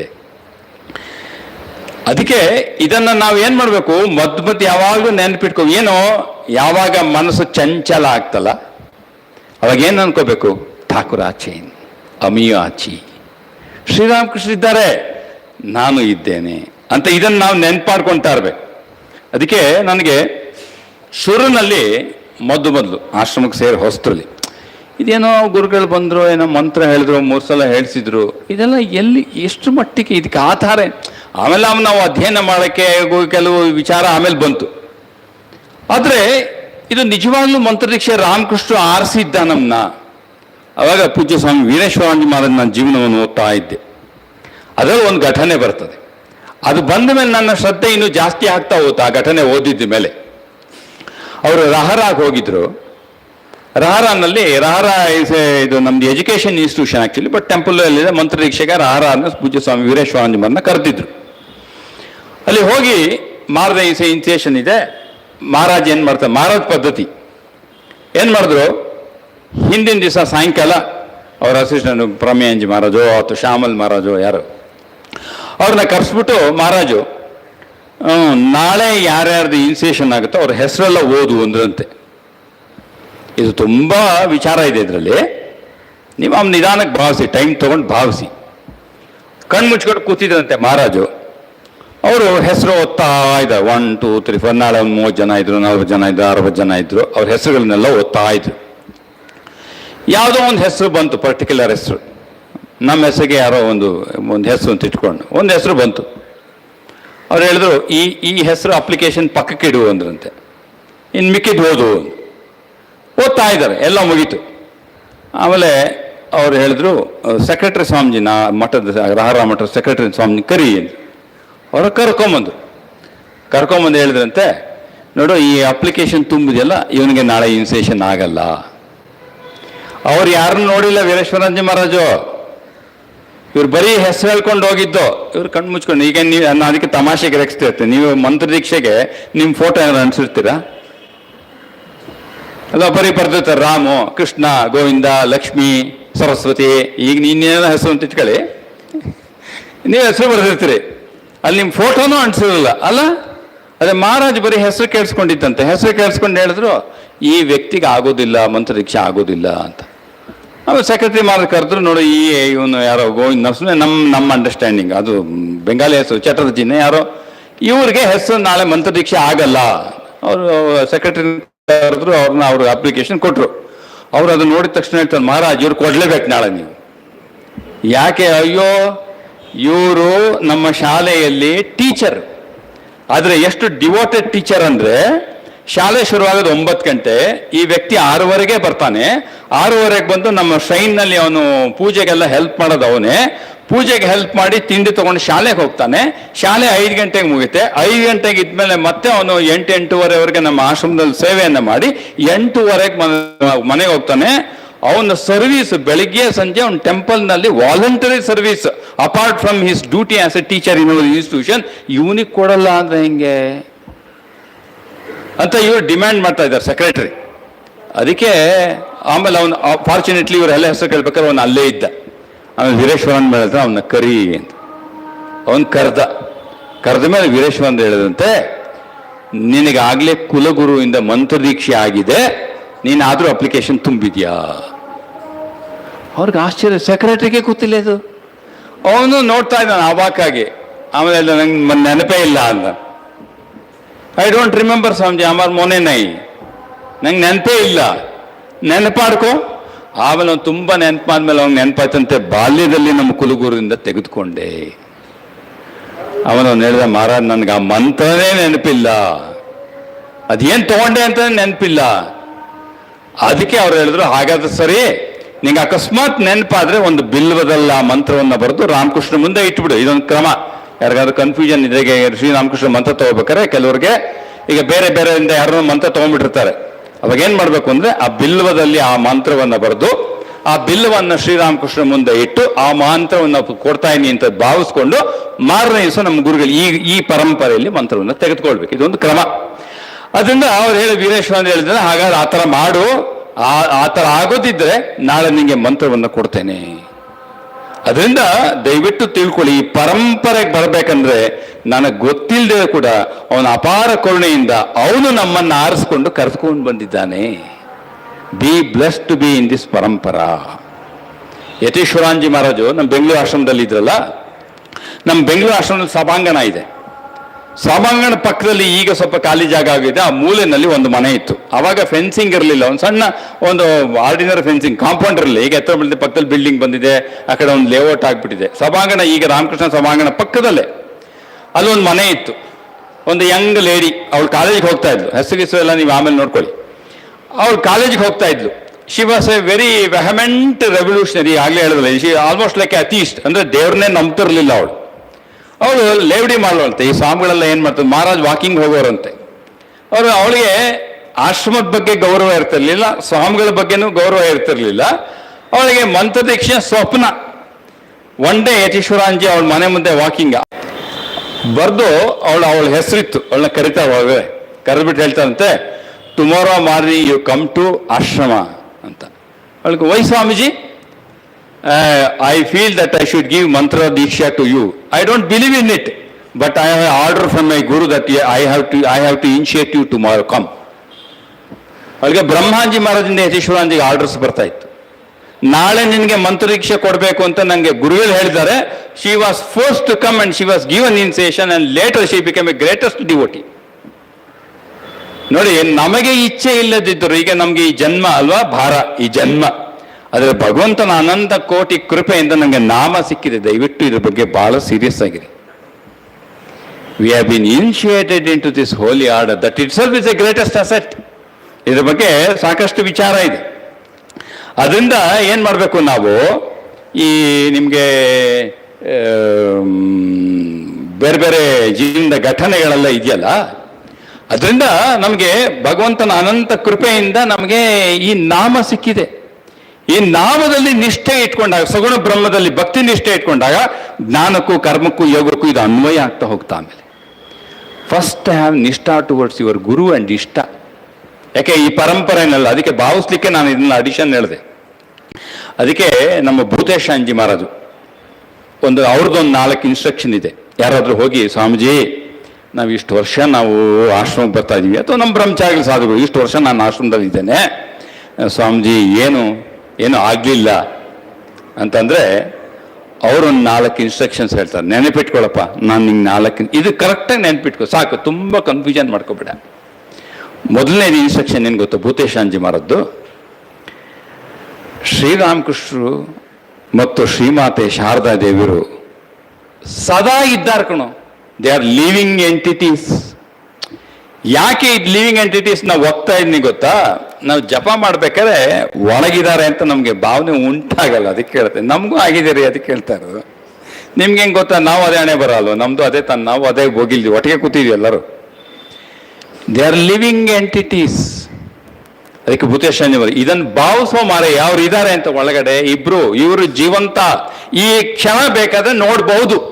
ಲಿವಿಂಗ್ ಎಂಟಿಟೀಸ್ ಅಂದ್ರೆ ಏನು, ಇಲ್ಲೇ ಇದ್ದಾರೆ, ಒಳಗಡೆ ಇದ್ದಾರೆ, ಈ ಕ್ಷಣದಲ್ಲೇ ನೋಡ್ಬೋದು ನಿನಗೆ ಬೇಕಿದ್ರೆ ಅಂದ ಮೊದಲನೇ ಇನ್ಸ್ಟ್ರಕ್ಷನ್. ಶ್ರೀರಾಮಕೃಷ್ಣನ್ holy mother are living entities. ಮತ್ತು ಅವರ ಅವತಾರ ಯಾಕಾಯ್ತಪ್ಪ, ಶ್ರೀರಾಮಕೃಷ್ಣ ಅವತಾರ ಯಾಕೆ, ನನ್ನ ಉದ್ಧಾರಕ್ಕೆ. ಇದು 2ನೇ ಇನ್ಸ್ಟ್ರಕ್ಷನ್ ಭೂತೇಶಾಂಜಿ ಮರದ ಹೇಳ್ತಾ ಇದ್ದಿತ್ತು. ಅವನಿಗೇನಾಗಬೇಕಲ್ಲ, ಅವ್ನು ನಿರ್ಗುಣ ಪರಮಾತ್ಮ ಅನಂತ ಸಚ್ಚಿದಾನಂದ, ಅವನಿಗೇನು ಬೇಕಿಲ್ಲ. ಅವತರಣಿಕೆ ಜೃಂಭಿತ ಯುಗ ಈಶ್ವರ ಜಗದೀಶ್ವರ ಯೋಗ ಸಹಾಯ ಆದದ್ಯಾಕೆ, ನನ್ನ ಉದ್ಧಾರಕ್ಕೆ. ಅದಕ್ಕೆ ಪ್ರತಿ ನಾಮ ಹೇಳ್ಬೇಕಾದ್ರೆ ಅನ್ಬೇಕು, ಅವನು ಜೀವಂತ, ನನ್ನ ಉದ್ಧಾರಕ್ಕೆ ಸಗುಣ ಆದ. 3ನೇದೇನೋ ಮುಖ್ಯವಾದ್ದು, ಅವನು ನಮ್ಮೋನ್ರಿ, ಅಮಿಯೋ ಆಚಿ. ಅವನು ನಮ್ಮವನು, ಬೇರೆ ಪರಕೀಯ ಅಲ್ಲ. 4ನೇದು ನೆನಪಿಟ್ಕೋ, ನಾನು ಎಷ್ಟೇ ಪಾಪ ಮಾಡಿದ್ರು ಉದ್ಧಾರ ಮಾಡಕ್ಕೆ ಒಂದು ಸದಾ ಇದ್ದಾನೆ. Never depend, never remember your sins, let us not think about it, because is always there as a redeeming power. ಭೂತೇಶಾಂಜಲಿ 4 ನೆನಪಿಟ್ಕೋ ಅಂತ ಹೇಳೋರು ಅವರು. ನಮ್ಮ ಬ್ರಹ್ಮಚಾರಿಗಳಿಗೆ ಹೇಳಿದ್ದು ಇನ್ಸ್ಟ್ರಕ್ಷನ್ಸ್ ಯಾರಿಗೂ ಅಲ್ಲ. 1 ಶ್ರೀರಾಮಕೃಷ್ಣ ಶ್ರೀಮಾತೆ ಶಾರದಾ ದೇವರು ಜೀವಂತ. 2ನೇದು ನಮ್ಮ ಉದ್ಧಾರಕ್ಕಾಗಿ ಅವನ ಅವತಾರ. 3ನೇದು ಅವನು ನನ್ನವನು ಅಮೀವಾಚಿ.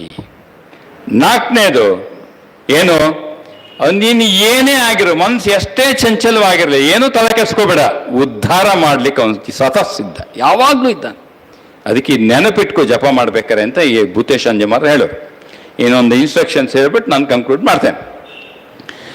ಅದಕ್ಕೆ ಅವ್ರು ಹೇಳೋರು, ಮಂತ್ರ ದೀಕ್ಷೆ ತಗೊಂಡು ದಿವಸ ನೆನಪಿಟ್ಕೊಂಡಿರ್ಬೇಕು. ಯಾವತ್ತು ಮಂತ್ರ ದೀಕ್ಷೆ ಓಕೆ. ಈಗಿನವ್ರೇನಪ್ಪ ಆಂಗ್ಲ ವಿದ್ಯಾಭ್ಯಾಸದವ್ರು, ನಾವು ನಮಗೆ ಏನು ತಾರೀಖ್ ನೆನಪಿರ್ತೀವಿ. ನಮಗೆ ಹಿಂದೂ ಇವತ್ತು ಸಪ್ತಮಿ ಆಯಿತು, ಯೋದಶಿ, ಇವತ್ತು ಪಾಡ್ಯ ಬಂತು, ಇದು ಬಂತು, ನಮ್ಗೆ ನೆನಪಿರೋದಿಲ್ಲ. ಪಂಚಾಂಗ ನಮ್ಗೆ ಅಭ್ಯಾಸ ಇಲ್ಲ. ಓಕೆ, ಇಂಗ್ಲೀಷ್ ಡೇಟೆ ಇಟ್ಕೊಳ್ಳಿ, ಪರವಾಗಿಲ್ಲ, ಫಾರ್ ಯುವರ್ ಕನ್ವೀನಿಯನ್ಸ್. ಅವತ್ತೇನು ಮಾಡಬೇಕು? ಮಹಾರಾಜ್ ಹೇಳೋರು, ನೋಡು, ಪ್ರತಿ ದಿನ ಮಾಡ್ಬೇಕು. ಆ್ಯಕ್ಚುಲಿ ಅಟ್ಲೀಸ್ಟ್ ಮಂತ್ರ ದೀಕ್ಷೆ ಪರದ ದಿವಸ ಏನು ಮಾಡಬೇಕು, ನೀನು ಅವತ್ತು ಗಂಗಾ ಜಲವನ್ನು ಹಾಕ್ಕೊಂಡು ನಾನು ಪವಿತ್ರನಾದೆ. ಆಮೇಲೆ ನಿಮ್ಮ ಮನೆಗಳಲ್ಲಿ ಅರ್ಘ್ಯ ಮಾಡುವಂಥ ಪರಿಪಾಠ. ಅರ್ಘ್ಯ ಅಂತಂದ್ರೇನು? ಬಿಲ್ವ, ಒಂದು ಬಿಲ್ವದ ಮೇಲೆ ಗಂಧ ಚಂದನ, ಸ್ವಲ್ಪ ಅಕ್ಷತೆ, ಆಮೇಲೆ ಧೂರ್ವ, ಒಂದು ಹೂವು. ಇದು ಅರ್ಘ್ಯ ಅಂತ ಕರೀತಾರೆ ಅಲ್ವಾ? ನೀವು ಮಂತ್ರದೀಕ್ಷೆ ತಗೊಂಡಾಗ ಹೆಚ್ಚಿನ ಎಲ್ಲ ಅರ್ಘ್ಯ ಕೈಯಲ್ಲಿ ಒಂದು ಅರ್ಘ್ಯ ಕೊಟ್ಟರಲ್ವ, ನೆನಪಿದೆ ಅಲ್ವಾ? ಬಿಲ್ವ, ಗಂಧ ಚಂದನ, ಅಕ್ಷತೆ, ಧೂರ್ವ, ಹೂವ, ಇದನ್ನು ತೆಗೆದುಕೊಂಡು ಶ್ರೀರಾಮಕೃಷ್ಣರಿಗೆ ಅರ್ಪಣೆಯನ್ನು ಮಾಡಿ, ಕರ್ಮ ಮತ್ತು ಕರ್ಮ ಫಲ ಯಾವುದು, ಈ ಜನ್ಮದ್ದು ಇವತ್ತಿನವರೆಗೂ, ಅದೇ ಜನ್ಮದ್ದೆಲ್ಲ ಸೇರಿಸಿ ಇವತ್ತಿನವರೆಗೂ ಕರ್ಮ ಮತ್ತು ಕರ್ಮ ಫಲಗಳನ್ನು ಶ್ರೀರಾಮಕೃಷ್ಣಗೆ ಅರ್ಪಣೆ ಮಾಡು. ಅವಾಗೇನಾದೆ, ನಾನು ನನ್ನ ಕರ್ಮ ಮತ್ತು ಕರ್ಮಫಲನ ಅರ್ಪಣೆ ಮಾಡಿದಾಗ ಏನಾದೆ, ಐ ಬಿಕೇಮ್ ಪ್ಯೂರ್, ಶುದ್ಧನಾದೆ ನಾನು. ಎಲ್ಲಿವರೆಗೆ ಶುದ್ಧ ಆಗಲ್ವೋ ಅಲ್ಲಿವರೆಗೂ ಮಂತ್ರದ ಬೀಜ ಮರವಾಗಲ್ಲ, ಅದು ಬೀಜವಾಗಿ ಇರ್ತದೆ. ಮಂತ್ರ ಅನ್ನೋದು ಬೀಜ ತಾನೆ. ಮರ ಆಗೋದು ಯಾವಾಗ? ಚಿತ್ತಶುದ್ಧಿ ಆದಾಗ. ಅದಕ್ಕೆ ಕರ್ಮ, ನಿಷ್ಕಾಮ ಕರ್ಮ ಮಾಡಿ ಚಿತ್ತಶುದ್ಧಿ ಉಂಟು ಮಾಡಿ ಭಕ್ತಿ ಉದಯ ಆದಾಗ ನಾಮದಲ್ಲಿ ನಮಗೆ ರುಚಿ ಹತ್ತೋದು. ಯಾವಾಗ ನಾಮದಲ್ಲಿ ರುಚಿ ಹತ್ತೋದು? ಚಿತ್ತಶುದ್ಧಿ ಉಂಟಾದಾಗ. ಚಿತ್ತಶುದ್ಧಿ ಉಂಟಾದಾಗ ನಮಗೇನು ಕರ್ಮ? ನಿಷ್ಕಾಮ ಕರ್ಮ ಮಾಡು. ನಿಷ್ಕಾಮ ಕರ್ಮ ಮಾಡಿ ಚಿತ್ತಶುದ್ಧಿ ಉಂಟಾಗಿ ನಾಮದ ಬೀಜ ಹಾಕಿದಾಗ ಅದು ಮರವಾಗತ್ತೆ ಅಂತ ಹೇಳೋದು. ಅದರಿಂದ ಏನು ಮಾಡ್ಬೇಕು ನಾನು? ಈಗ ನಾನೇನು ಮಾಡಿದ್ದೇನೆ, ಕರ್ಮದ ಫಲ ಮತ್ತು ಕರ್ಮದ ಒತ್ತಡ ನನ್ನ ಮೇಲೆ ಇರೋದ್ರಿಂದ ಪ್ರಾರಬ್ಧ ನಮಗಲ್ಲಿ ಬೀಜವಾಗಿ ಉಳಿದಿದೆ. ಮರವಾಗ್ಬೇಕೇನು ಮಾಡಬೇಕು? ಎಲ್ಲವನ್ನೂ ಭಗವಂತನಿಗೆ ಕೊಟ್ಟುಬಿಡ್ಬೇಕು. ಈ ಜನ್ಮದ್ದು, ಜನ್ಮಾಂತರದ್ದು. ಆಗ ನೀ ಶುದ್ಧ ಆದೆ. ಹೀಗೆ ಶುದ್ಧವಾದ ಮನಸ್ಸಿಗೆ ಏನು ಮಾಡ್ದ ಶ್ರೀರಾಮಕೃಷ್ಣ ಅವ್ರು ಹೇಳೋದು, ಭಾವಿಸ್ಕೋ, ಶ್ರೀರಾಮಕೃಷ್ಣ ಬಂದು ತನ್ನ ನಾಮವನ್ನು ನಿನ್ನ ಚಿತ್ತದ ಮೇಲೆ ಬರೀತಾ ಇದ್ದಾನೆ. ಇದನ್ನೆಲ್ಲ ಭಾವಿಸ್ಬೇಕು ಅಂತ. ಅವಾಗೇನಾಯ್ತು, ನಾನು ದ್ವಿಜನಾದೆ. ದ್ವಿಜ ಅಂದ್ರೇನು? 2ನೇ ಸಲ ಹುಟ್ಟೋದು. ಈಗ ಬ್ರಾಹ್ಮಣ ಕುಟುಂಬದಲ್ಲಿ ಏನು ಮಾಡ್ತಾರೆ, ಗಾಯತ್ರಿ ಮಂತ್ರವನ್ನು ಕೊಟ್ಟಾಗ ದ್ವಿಜ ಅಂತಾರೆ. ವೈಶ್ಯರಲ್ಲೂ ತ್ರಿವರ್ಗದಲ್ಲೂ ಇದೆ, ಬ್ರಾಹ್ಮಣ ವೈಶ್ಯ ಇವರಲ್ಲಿ ದ್ವಿಜ. ಅವ್ರಿಗೆ ಏನು ಮಾಡ್ತಾರೆ, ವಿವಾಹ ಆಗೋ ಹಿಂದಿನ ದಿವಸ ಗಾಯತ್ರಿ ಮಂತ್ರ ಅಂತಿದೆ. ಇವ್ರಿಗೇನು ಮಾಡ್ತಾರೆ, 8ನೇ ವಯಸ್ಸಿನಲ್ಲೇ ಗಾಯತ್ರಿ ಮಂತ್ರ, ದ್ವಿಜನಾದೆ. ಅದರಿಂದ ದ್ವಿಜ ಆಗೋದು ಯಾವಾಗ? ಕರ್ಮ ಫಲಗಳ ಯಾರು ಭೂತೇಶಾಂಜಿ ಮಾಡ್ಕೊಡ್ತಾ ಇದ್ದಿದ್ದು ಇನ್ಸ್ಟ್ರಕ್ಷನ್ಸ್ ಇದು. ಆಗ ನೀನೇನೋ, ಈಗ ನೀನು ನಾಮವನ್ನು ಮುಂದುವರಿಸು. ಅದಕ್ಕೆ ಇದನ್ನೆಲ್ಲ ನಾವೇನು ಮಾಡಬೇಕು, ಇದನ್ನೆಲ್ಲ ನಾವು ಇನ್ನೂ ಸಾಕಷ್ಟು ವಿಚಾರ ಇದೆ. ಅದು ನಾನು ನಮ್ಮ ಸಮಯದ ಒಂದು ಸೀಮಿತತೆಗೆ ಒಂದು ಚೌಕಟ್ಟನ್ನು ಮಾತ್ರ ನಾನು ಹೇಳಿಕ್ಕಾಗಿತ್ತು. ಈ ಚೌಕಟ್ಟಲ್ಲಿ ನಾವು ಏನು ಮಾಡಬೇಕು, ಇದನ್ನೆಲ್ಲ ಎಷ್ಟೊತ್ತು ಕೂತ್ಕೊಂಡು 10 ನಿಮಿಷ ಕೂತ್ಕೊಳ್ಳಿ, ಅರ್ಧ ಗಂಟೆ ಕೂತ್ಕೊಳ್ಳಿ, ಎಷ್ಟೊತ್ತೇ ಕೂತ್ಕೊಳ್ಳಿ, ಇದನ್ನೆಲ್ಲ ಒಂದೊಂದೇ ಪಾಯಿಂಟನ್ನು ಆಳವಾಗಿ ತೆಗೆದುಕೋಬೇಕು. ಈಗ ಶ್ರೀರಾಮಕೃಷ್ಣ ಜೀವಂತ ಲಿವಿಂಗ್ ಎಂಟಿಟೀಸ್, ರೆಡೀಮಿಂಗ್ ಪವರ್. ಶ್ರೀರಾಮಕೃಷ್ಣ ನಮ್ಮನ್ನು ಉದ್ಧಾರ ಮಾಡ್ತಾನೆ. ಅವತಾರ ಬಂದಿದೆ. ಏನದು ಅವತಾರ ಅಂದರೆ ಏನು? ಅಯ್ಯೋ ರಾಮ, ಅವತಾರ ಅಂದರೆ ಏನು? ಏನು ಪಕ್ಕದ ಮನೆ ನಮ್ಮ ಮಾವನ? ಅಯ್ಯೋ ರಾಮಕೃಷ್ಣ ಅವತಾರ ಅಂದರೆ ಅದೊಂದು ಭಾಳ ವಿಶೇಷತೆ ಅದು. ಅವ್ರು ಹೇಳಿದ್ಲು ಅವಾಗ, ಅವನು ಬುದ್ಧ, ರಾಮ, ಕೃಷ್ಣ ಇವ್ರ ಥರನ ಅವತಾರ ಅಂತ. Is above all this. Sri Ramakrishna above all. What you mean by above all this? ಮಾಮ ಅಲ್ಲ ಅವನು. Is something you have to understand. ಈ ಸಂಬಂಧ ಬಂದಾಗ, ಈ ಭಾವನೆಯ ಸಂಬಂಧ ಬಂದಾಗ ನಾಮದಲ್ಲಿ ಆಳವಾಗ್ಲಿ ಹೋಗ್ಲಿಕ್ಕೆ ಮನಸ್ಸೇ ಕರ್ಕೊಂಡು ಹೋಗ್ತದೆ ಅಲ್ಲ. ಈಗ ಸಾಧಾರಣವಾಗಿ ಅದಕ್ಕೆ ಕೆಲವು ಸಮಯ ನೋಡಿ, ತುಂಬ ಕೆಲಸ ಮಾಡ್ಕೊಂಡು ಮನೆಗೆ ಬಂದಿರ್ತೀರಪ್ಪ, ಸ್ವಲ್ಪ ದೇಹವು ಸುಸ್ತಾಗಿರುತ್ತೆ, ಮನಸ್ಸು ಭಾರ ಆಗಿರುತ್ತೆ, 108 ಮಾಡಿದ್ರೆ ಕಷ್ಟವಾಗ್ಬಿಡುತ್ತೆ. ಅಥವಾ 108 ಆಗ್ತಾನೆ ಮುಗಿತಾನೆ ಇಲ್ವಲ್ಲ ಅಂತ. ಅಥವಾ ಏನಾಗಿರುತ್ತೆ, ಎಷ್ಟು ಮಾಡಿದೆ, 1000 ಮಾಡಿದೆ, ನಮ್ಗೆ ಗೊತ್ತೇ ಆಗಲಿಲ್ಲ 1000 ಆಗಿತ್ತು. ಯಾಕೆ ಎಳಿತಾ ಇಲ್ಲ? ಅದು ಯಾಕೆ ಎಳಿತಾ ಇಲ್ಲ? ಯಾರೋನು ಅಂತ ನೀನು ಅರ್ಥ ಮಾಡ್ಕೊಳ್ಳಿಲ್ಲ. ಯಾರೋನು ಜೀವಂತ ಅಂದ್ರೆ ಏನು? ಅವತಾರ ಅಂದ್ರೆ ಏನು ಅರ್ಥ ಮಾಡ್ಕೊಳ್ಳಿಲ್ಲ. ಅದರಿಂದ ಪ್ರತಿ ಒಂದನ್ನು ನಮ್ಮ ಗುರುಗಳು ಹೇಳಿದ ಪ್ರತಿ ಒಂದನ್ನು ಇದನ್ನೇ ನಿಷ್ಠೆ ಅಂತ ಕರೆಯೋದು. ಯಾವಾಗ ನಿಷ್ಠೆ ಬರುತ್ತೋ ಪ್ರತಿಯೊಂದು ಇನ್ಸ್ಟ್ರಕ್ಷನ್ಸ್ ಅಲ್ಲೂ we go deep. When we go deep then only we will enter. ಆದ್ದರಿಂದ ಈ ಎಲ್ಲ ವಿಚಾರಗಳನ್ನು ಅವತರಣಿಕೆ, ಅವತಾರ, ಗುರುಗಳು, ನಿಷ್ಠೆ, ಭಕ್ತಿ, ಜ್ಞಾನ ಇದರಲ್ಲೆಲ್ಲೂ ಕೂಡ ಸಾಕಷ್ಟು ಒಳಗಡೆ ಹಾಕೋಬೇಕು. ಹಾಕ್ಕೊಂಡು ನಾವು ಆಳಕ್ಕೆ ಹೋಗಲಿಕ್ಕೆ ಈ ಥರ ಒಂದು ರಿಟ್ರೀಟ್ಗಳ ಅವಕಾಶ. ಅದಕ್ಕೆ ಅಕ್ಕಿ ತೊಳೆದ ನೀರು ಕುಡಿದ ಮೇಲೆ ಮತ್ತೆ ಅಕ್ಕಿ ತೊಳೆಯ ನೀರು ಕುಡಿಯೋಂಗೆ ಆಗ್ಬಾರ್ದು ಅಲ್ವಾ. ದಿನ ಯಾರು ಕುಡಿಸ್ಬೇಕು ಅಂದ್ರೆ ಹೆಂಗ್ರಿ, ಎಷ್ಟೆಲ್ಲ ಕುಡಿಯೋದು. ಅದಕ್ಕೆ ಅಕ್ಕಿ ತೊಳೆದ ನೀರು ಒಂದ್ಸಲ ಹಾಲು ಕುಡಿದು ಮತ್ತು ಬರೋದು ಬೇಡ ಅಂತ ಭಾವಿಸ್ಕೊಂಡು ಈಗ ನಾವು ಖಂಡನ ಹೇಳಲಿಕ್ಕೆ ತಯಾರು ಮಾಡೋಣ. ಇಲ್ಲಿಗೆ ಪೂಜ್ಯ ಸ್ವಾಮಿ ಬೋಧಸೌರಪಾಂಜಿ ಮಹಾರಾಜ್ಗೂ, ಪೂಜ್ಯ ಸ್ವಾಮಿ ಆತ್ಮಪ್ರಿಯಾಂಜಿ ಮಹಾರಾಜ್ಗೂ ನನ್ನ ಭಕ್ತಿಪೂರ್ವಕ ಪ್ರಣಾಮ ಸಲ್ಲಿಸುತ್ತಾ ಇಲ್ಲಿಗೆ ವಿರಾಮ ಹೇಳ್ತೇನೆ. ಖಂಡನಕ್ಕೆ ಅಣುಗೊಳಿಸ್ಕೊಡ್ತೇನೆ. ಓಂ ಶಾಂತಿ ಶಾಂತಿ ಶಾಂತಿ. ಹರಿ ಓಂ ತತ್ಸತ್. ಶ್ರೀರಾಮಕೃಷ್ಣಾರ್ಪಣಮಸ್ತು.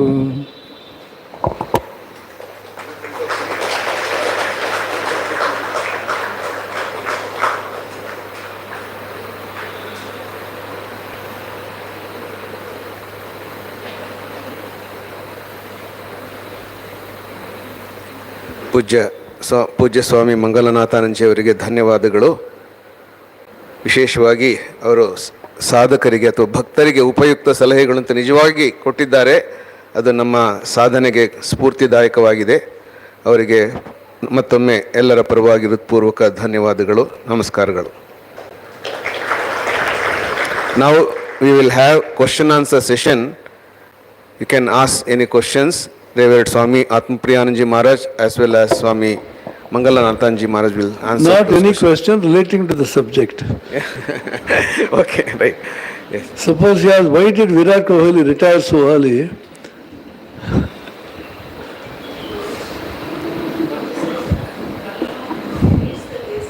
Wait, one mic is required for you. Mic.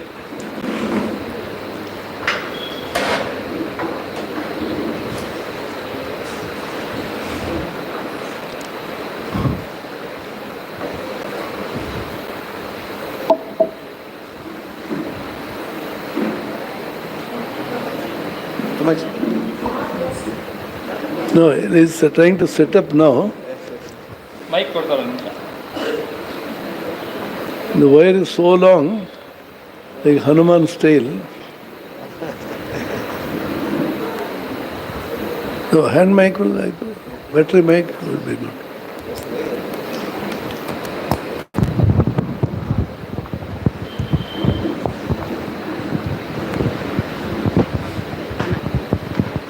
Pranam Swamiji, you said karma needs the basis of jnana, but my understanding is everything is based on jnana only. Even if you are doing cooking, we should have the jnana about the cooking. So karma, whatever work we are doing, it is with the jnana only. Karma, what you are talking about, the skill in karma, I am not talking about that. Karma is a spiritual discipline. Karma cannot stand alone. It should be based on jnana that you are the Atman. Atman is not doing any karma. Or it should be based on bhakti. The Bhagavan alone is the karta, I am not the karta. See, karma actually implies a karta. Without a karta, there will be karma. The problem of karma yoga is karma implies karta. Karta, when it does karma, there will be karma phala produced. What will karma phala? What will happen to the karma phala? Somebody has to enjoy it. Suppose you take some water and put it on the stove and then put on the switch. You get hot water. Put some tea, you get tea. So you become the karta of the tea, making the tea, and the karma phala, which is the tea, somebody has to take it. So person who enjoys it is called a bhokta. The moment you do karma, you become the karta of the karma and the bhokta of the karma phala. Without kartrutva, bhoktrutva, you cannot do any karma. Is it logical? Kartrutva, bhoktrutva, when it comes to you, immediately get bound and attached to the karma phala and the karma. Arjuna's problem was, I will get bound if I get into this terrible karma. Bhagavan says, karma does not bind you, but what binds you is the kartrutva buddhi, karma phala sakti and karma asakti. If karma is done without the kartrutva buddhi, how is it possible? Without the kartrutva buddhi, karma cannot happen. That happens when you realize you are the Atman. Karma is actually not done by you. Naivakinchit karomi iti yukto manyeta tattva. That is one way.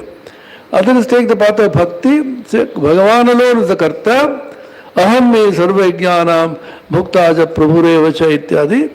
So Bhagavan is doing everything. I am not the karta. Ishvara sarvabhutanam hrideshe arjuna tishthate. I am not the karta. Lord is the karta. The bhakti way. If you don't like even Bhagavan, even Ishvara, or even the idea of Atman, like Buddha did, you say Prakriti is doing everything. Buddha took this position. How did everything, how does Svabhavastha Pravartate, by the very laws of nature it is going on. This is a Sankhyan position. Swami Vivekananda took a fourth position, for which I am trying to find out Shastric scriptural basis. Work for work's sake. The very peculiar idea Swamiji floated. Neither bhakti, based on bhakti, neither based on jnana, nor based even on prakriti or sankhya. Just it happens by work for work's own sake. One or two places Bhagavan says here, tasmad yuddhaya yujyasva naivam papam avapsyasi. Why should I do yuddha? For the sake of yuddha, you do buddha. This idea is largely propagated by Buddhism, particularly Zen Buddhism in the modern times. There is an interesting story how the Zen master teaches. The Zen master teaches through tea party. 4 disciples come. He tells them, these 4 cups are here, wash them, we'll have tea. When they are washing, he goes to one of them. Why are you washing the cup? Sir, you asked me to wash the cup, I am washing the cup. Good. Second person, he goes there. Why are you washing the cup? I am washing the cup because I have to take tea. Good. Third person said, why are you washing the cup? I am washing the cup, but the cup was dirty. Fine. Fourth disciple said, why are you washing the cup? Sir, I am washing the cup because I am washing the cup. This is a very peculiar idea Swamiji floated, which is in the modern times, because I don't believe in the Atman. I don't believe in God. This is what the modern trend. This is why Buddhism has become very popular in the West. Without the idea of Ishvara, without the idea of the Atman, Anatma, Anitya or Dukkha. He simply says, face the existential problems of Dukkha. Is there anybody without Dukkha here? Raise your hands. To be able to raise the hand also is a dukkha. So dukkha is inevitable as long as you are born. Janma, Jara, Roga, Mrityu. These are existential problems which cause sorrow to everybody. Buddha says, just look at it. Bhagavan also says in the 13th chapter, Janma Mrityu Jara Vyadhi Dukkha Dosha Anudarshanam. Anudarshanam means go after it. Again, see. This is dukkha. So the dosha of all this. Why are we running away in enjoyments? Because we don't see the dosha. I am highly diabetic. I cannot resist the temptation of taking Nalanigude Sandesh and Rasagulla. If I know the dosha, then I will know. Then immediately blood sugar shoots up. One of our teachers in the college, which I was the principal, is a chain smoker. Repeatedly we told him, sir, don't smoke, it's very dangerous. Suddenly one day he fainted. We had to rush him to the hospital. They found the entire artery was only full of nicotine. They had 4 bypass surgery. Somehow he was saved. Then the doctor told me, one more cigarette you smoke, you will die. Completely gave up smoking. Why? Dukkha dosha anudarshanam. You say this is terribly bad for me up to death. If you are frightened, then only you will listen to God. Why do people turn to God in the old age? Because of fear. So, Karma Yoga can be practiced in 3+1 ways. +1, I am trying to find out the scriptural basis. Swamiji's peculiar idea, perhaps he got it from Buddhism. In the context of Buddha, he says this. Swamiji, Tanno Dandi Prachodayat. It comes in Ganesha Gayatri. On what context Swamiji said that? Tanno Hamsa Prachodayat is a mantra which is in the Mahanarayana Upanishad in the context of sannyasa. Tanno Hamsa Prachodayat is a mantra which is used in the Paramahamsa Gayatri. That is a very old mantra. Hamsa meaning your individual self, which is apart from the body and the mind complex, and which is identical according to Vedanta, Advaita Vedanta, with the Supreme Self. Paramahamsa, and this is the Hamsa. So that Hamsa, which is the Supreme Self, be my prerana sthal, be my source of inspiration, rather than all the desires and the senses that we have. That's the idea.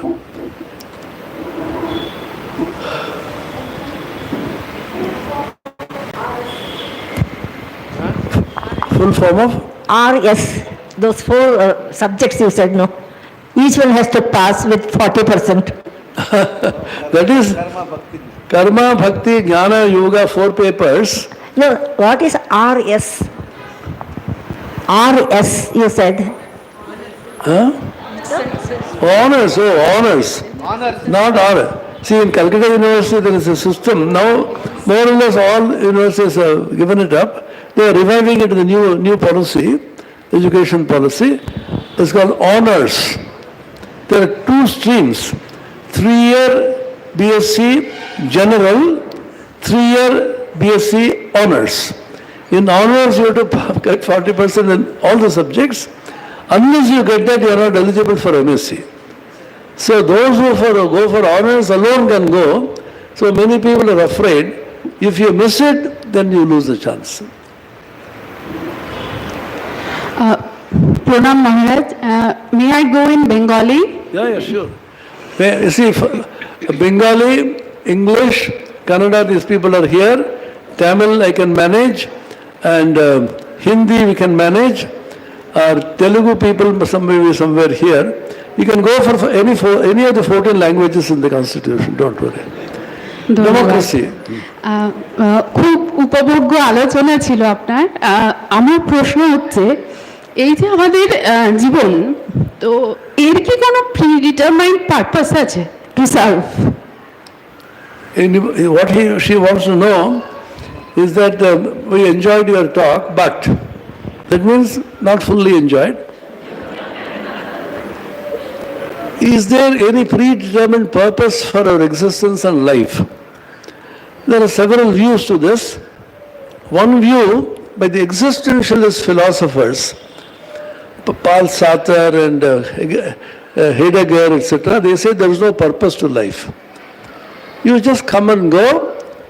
If there is a specific purpose to life that is not easy to find out, Because the only thing which you have in life is dukkha, dukkha, sarvam dukkha, just like Buddha.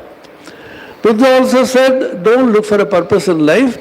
See, the moment you look for a purpose, that means you're projecting something in the future. There is a purpose. This is our problem. What is the devotees, all of us are here, you are all devotees of God. What is their main problem? Bhagavan love, God realization. So I call it the BL problem, the Bhagavan love problem. God realization problem is an unlivable. They're sitting there, why are you so morose? I have to realize God in this very life. What should I do? First, smile. We make everything a problem, that's it. So don't project anything in future. That is the basic idea of Vedanta as well as Buddhism, etc. If you say there is a purpose which I have to realize, the purpose is in the future, I am living in the present, so I keep on chasing the purpose in the future, and the purpose is projected by whom? By me.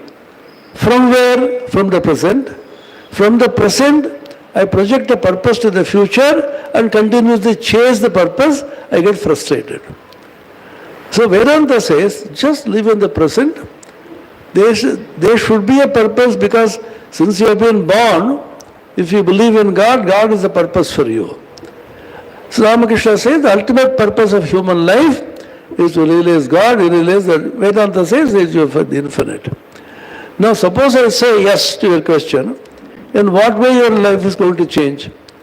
Suppose I say no to your question, in what way your life is not going to change? যদি বলি নিশ্চয়ই একটা purpose আছে, তাতে কোনো পরিবর্তন হবে জীবনটা, অথবা না বলি তাহলে জীবনে কোনো অসুবিধা হবে কিনা? Now the question is, we are going on asking theoretical questions. What Ramakrishna says, Buddha says, Vedanta says. So this moment realize what you are, what you should do, and then keep moving from there. You don't project a purpose. That whether you have a purpose or not, God alone knows. What is the purpose of this human existence? There is another theory in Vedanta which says nothing has any purpose. Does God have a purpose? It's just for fun. It's called Leela theory. Thakur ke jigash korle, Bhagavan kya kona taan Leela. That means the moment you say God is a purpose, he is going on thinking, now I am creating this person, I am creating this universe. What purpose should I have? See, it just is happening. By the divine will of God or by his divine Leela, things are happening like that. So don't unnecessarily project a purpose from your own self or from God. At the moment, what am I? Who am I? What am I doing? What am I supposed to be doing? If it satisfies you, go ahead with whatever you have. Vedanta does not say you don't enjoy. Vedanta does not say you give up all enjoyment. Vedanta does not say you should take the path of sadhana, renunciation, nothing. Whatever you do, if you think this is the purpose of human life and satisfies you, please go ahead. Some people think the purpose of human life is to earn money. More and more money I earn. Some people think the whole purpose of human life is to win an election. This election is coming soon.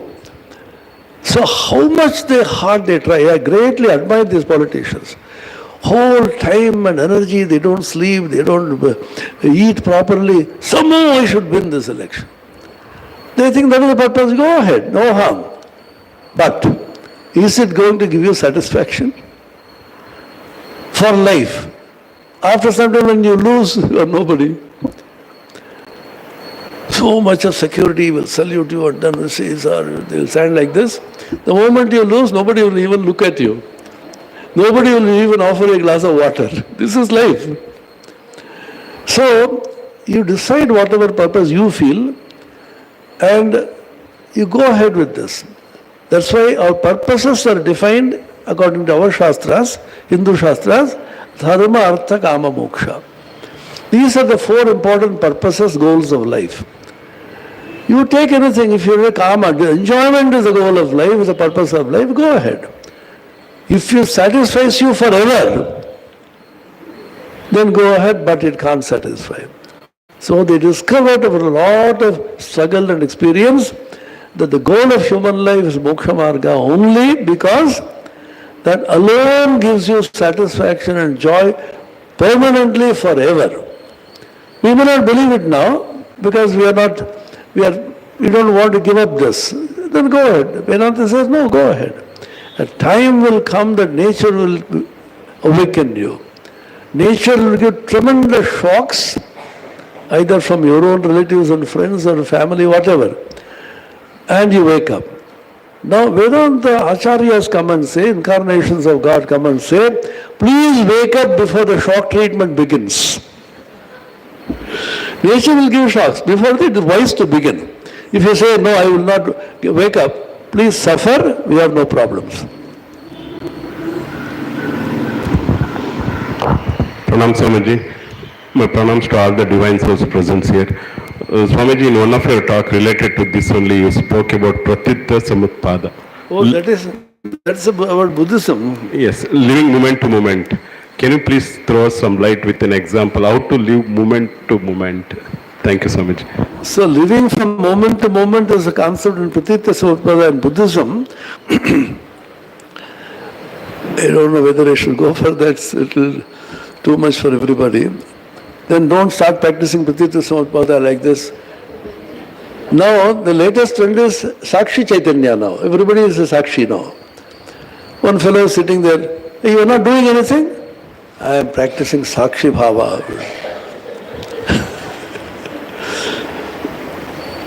So, the living from moment to moment, it says, don't project something from now to the future. Time flows from the past through the present into the future. Whatever you project from now is conditioned by the present, isn't it? Now you are feeling something, you project to the past, future. It is conditioned by it. When we were young, we thought this is our goal. Narendranath Datta felt I should be a coachman. That was his great desire. So you project something, after you chase it, you find there is nothing in it. So Buddhism taught us a kind of meditation. Just see the change. What is happening in life? You don't see any permanent entity. Atman, Brahman is only your imagination, your projections. What you actually see is only change. Change, change, change everywhere. Internally and externally. The microcosm, the particles and the atoms and electrons, the macrocosm, all the celestial bodies, sun and the moon and the stars, all of them are rotating, changing. Inside you, the mind is constantly changing. The body is constantly changing. So Buddha said, why do you bring in a changeless entity, Nityavastu, amidst all this change? You don't see anything. Now what should you do? Just see the change. If you can just observe that nothing else except absolute change, the only changeless truths in the universe is change. Just observe the truth of change itself and live with it, that everything is continuously changing. Don't try to do anything to manipulate it to changelessness. Project something which is changeless and chase it. Just live with this change. Then a new movement starts from within you in which you realize the truth. That is the kind of idea which Buddha wanted to float. Without the idea of a permanent Atman within, without the idea of a God without, he just stick to the Jnanam. Jnata, Gyeya and Jnanam. Perhaps you know these are called Triputis. Jnata is the self, which Vedanta concentrates upon, tries to find out the nature of the self. Gyeya is what is outside, which is the bhakti path in which you try to find out which is the Gyeya, Ishvara. And the Jnanam which is in between is the process by which the Jnata knows the Gyeya. So the Bhakti Acharyas focused on Gyeya. Vedanta, Advaita Vedanta focused on the Jnata, like Ramana Maharshi, who am I? Buddha said, just hold on to Jnanam only. Don't move from there. So in life also, if you just see what is happening, every piece of experience gives you a piece of jnanam. From your experience you get knowledge. Now live with that knowledge, don't try to do anything towards it, don't project a purpose, don't project anything in future, just live with that jnanam, knowing that's all that is happening. Then, if you can just live with it, not as a sakshi, once again, don't mistake this sakshi bhava. Sakshi bhava is creating havoc now. Bhagavan is a sakshi, not you and I. Now people say, you Sakshi Chaitanya should be Sakshi. Nowhere in Shankara's Bhashyas and Upanishads they teach the Sakshi idea. Bhagavan is Sakshi. But we just remain not as a witness, as an observer of what is happening, not as a jnata, but a jnata and gaya, both of them subsumed in jnana, hold on just to jnana and remain. This is perhaps not easy to explain or understand. If you can try it for some time, it will give you great satisfaction. Release from the bondage of jnata, chasing the jnata or God, chasing the jnana, the gaya as the God, or the jnata as the Atman, just remain with the jnana. This is what is happening. If you look at life, what is happening? Let it happen. Just be not detached. You participate in the process of what is happening, but you don't get involved in it. Just see the whole process. The process is happening, let it happen. And you have nothing to do with it. You can't change it. You can't modify it. Just you have to remain with this. There is nothing that we can do about anything in life. Our own minds also don't obey us. The mistake we make when bringing up children, I also made that mistake. Our students should be disciplined. You do this. Then I realized my own mind, my own body is not listening to me. So why should I expect somebody else's mind and body to listen to me? This is what is happening. Svabhavastu pravartate. Gita 3:33. You remember the shloka? 3rd chapter, 33rd shloka, in which it says, Prakriti is doing everything. They have nothing to do. Swasyap Prakriti Vartate, or according to one's own Prakriti, people go on. So just observe what is Prakriti is doing, including your body and mind. If you just observe this and just keep quiet. This is the kind of meditation which Ramana Maharshi also sometimes prescribed, apart from the who am I meditation. This happens every moment, every stream of Vijnana Santati, as Buddha calls it. At any moment there's only, at every point there's only one moment. All the previous moments have exhausted themselves in the present moment and they go. At any point of time only the present alone exists. What is called the past is actually dead, only memory. What we call the future is only imagination. If you can realize this, just remain in the present. This is one kind of meditation which is prescribed. This is the last question because time is short. Yeah, pranam respected Swamijis and pranam all the devotees. I have one question. So we always say that everything is at the will of the God and we should be dependent on the God. But we are highly female dominated today, questions. Either the men are absolutely free from doubts and questions, or they are just observing. Or they are observing. They are observing, but they are dominating the whole session. Allow them. So you allow them. Okay. Swamiji's women power. So what I'm saying is, we always say there is everything at the will of the God and we should be dependent on the God. So as you said, and everywhere we hear that. But then we also say that Purushakar is also required. So how do we link between these two? Purushakara, Swami Atmapriyananda Ji, who was the founder of the, no, not the founder, but one of the very illustrious heads of the Bangalore ashram of Basavangudi, used to say, divine grace comes in the form of self-effort. He wanted to come and attend this retreat. Is it Purushakara or divine will?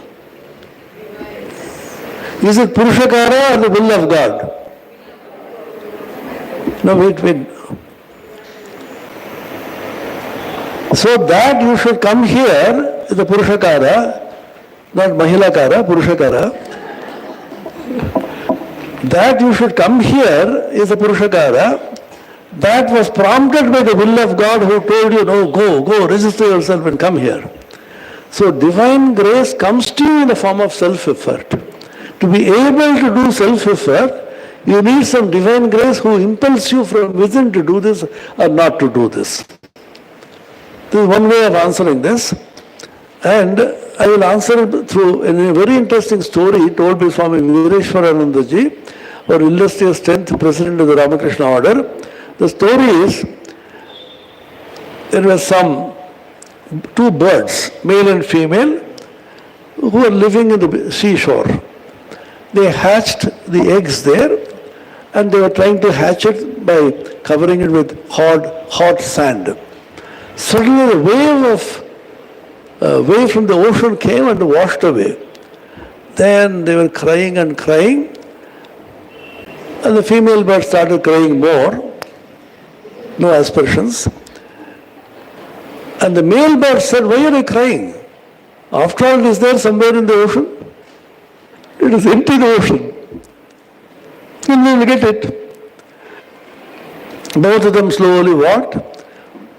One drop of water in their beaks, they put it on the sand. Another one. They went on doing it day after day, month after month, thinking they can empty the ocean at some point of time. Then Samudra Raja, seeing their intensity of passion and the great longing, Ramakrishna calls it Vyakulata, took those eggs and gave it to them. Here how Purushakara and divine will combine. If you intensely do Purushakara with Vyakulata, divine grace automatically falls upon you. To be able to do Purushakara, that impulse, that desire, that Vyakulata is given by as a gift of God. So many people did not come. Why did you come? Because God prompted you from within that I should go. Remember, this prompting comes from Tanno Vamsa Prachodayat. He prompts you from within to do what is right. Now we'll stop at this stage, question answer session. Now Aarati will be there. After that, Prasad distribution. Before that, those who would like to offer pranams to revered Swamiji, you will be sitting there, so you can offer your pranams.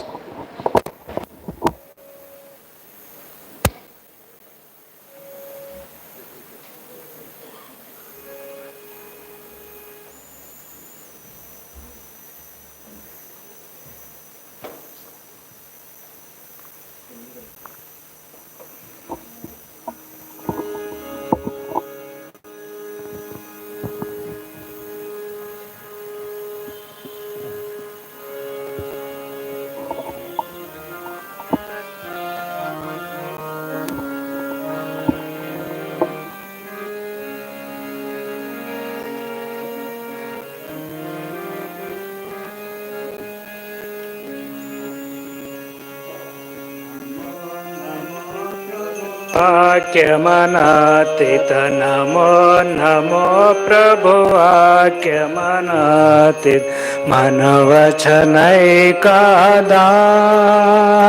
प्रभु मनवचनैकादा ज्योतिरज्योतिव जलहृदिकन्द ज्योतिरज्योतिव जलहृदिकन्द तुमितमभञ्जनः प्रभु तुमितमभञ्जनः नमो नमो प्रभु वाक्यमनातीत नमो नमो प्रभु वाक्यमनातीत मनवचनैकादा प्रभु मनवचनैकादा ज्योतिरज्योतिव जलहृदिकन्द ज्योतिरज्योतिव ज्योतिर्जलहृदिकन्दर तुमि तमभञ्जना प्रभु तुमि तमभञ्जना दे दे दे lung रंग भंग बाजे अंग संग मृदंग रे रे रंग भंग भंग बाजे अंग संग मृदंग गाये छे छंद बकुतरंदारते तुमा गाये छे छंद बकुतरंदारते तुमा जय जय रते तुमा हर हर रते तुमा शिव शिव रते तुमा कांडन भवबंधन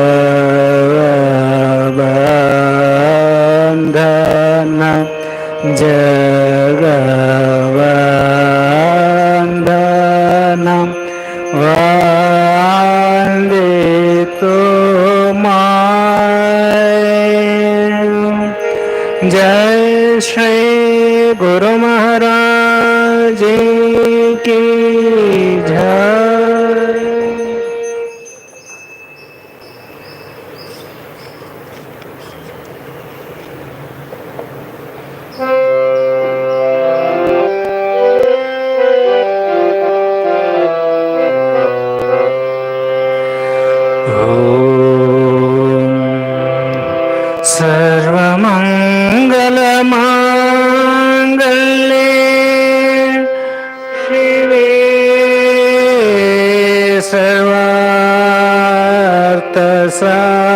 साधिके शरण्ये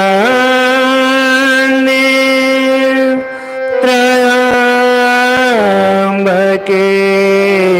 गौरी नारायणी नमोस्तुते। सृष्टि स्थिति विनाशानां शक्ति भूते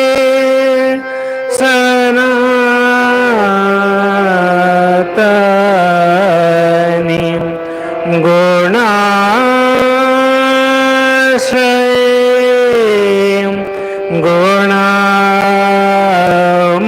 गुणामाये नारायणी नमोस्तुते।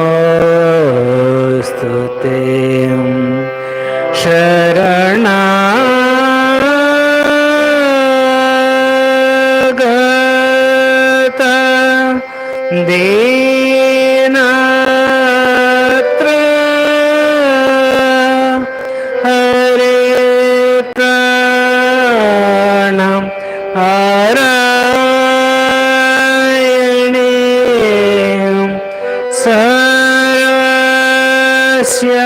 सर्वस्यार्थे हरे देवी नारायणी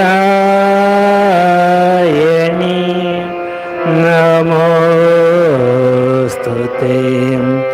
जय नारायणी नमोस्तुते। जय नारायणी नमोस्तुते। जय नारायणी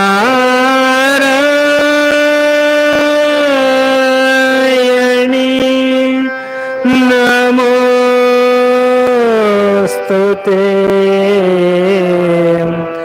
जय नारायणी नमोस्तुते।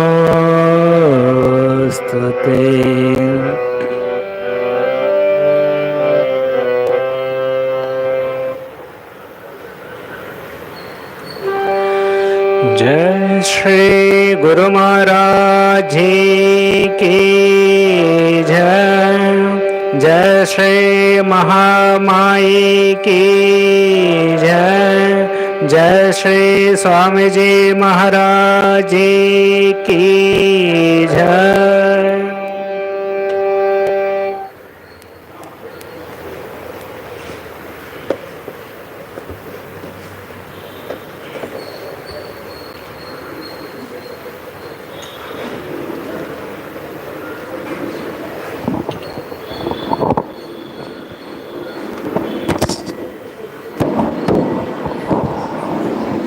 A few announcements.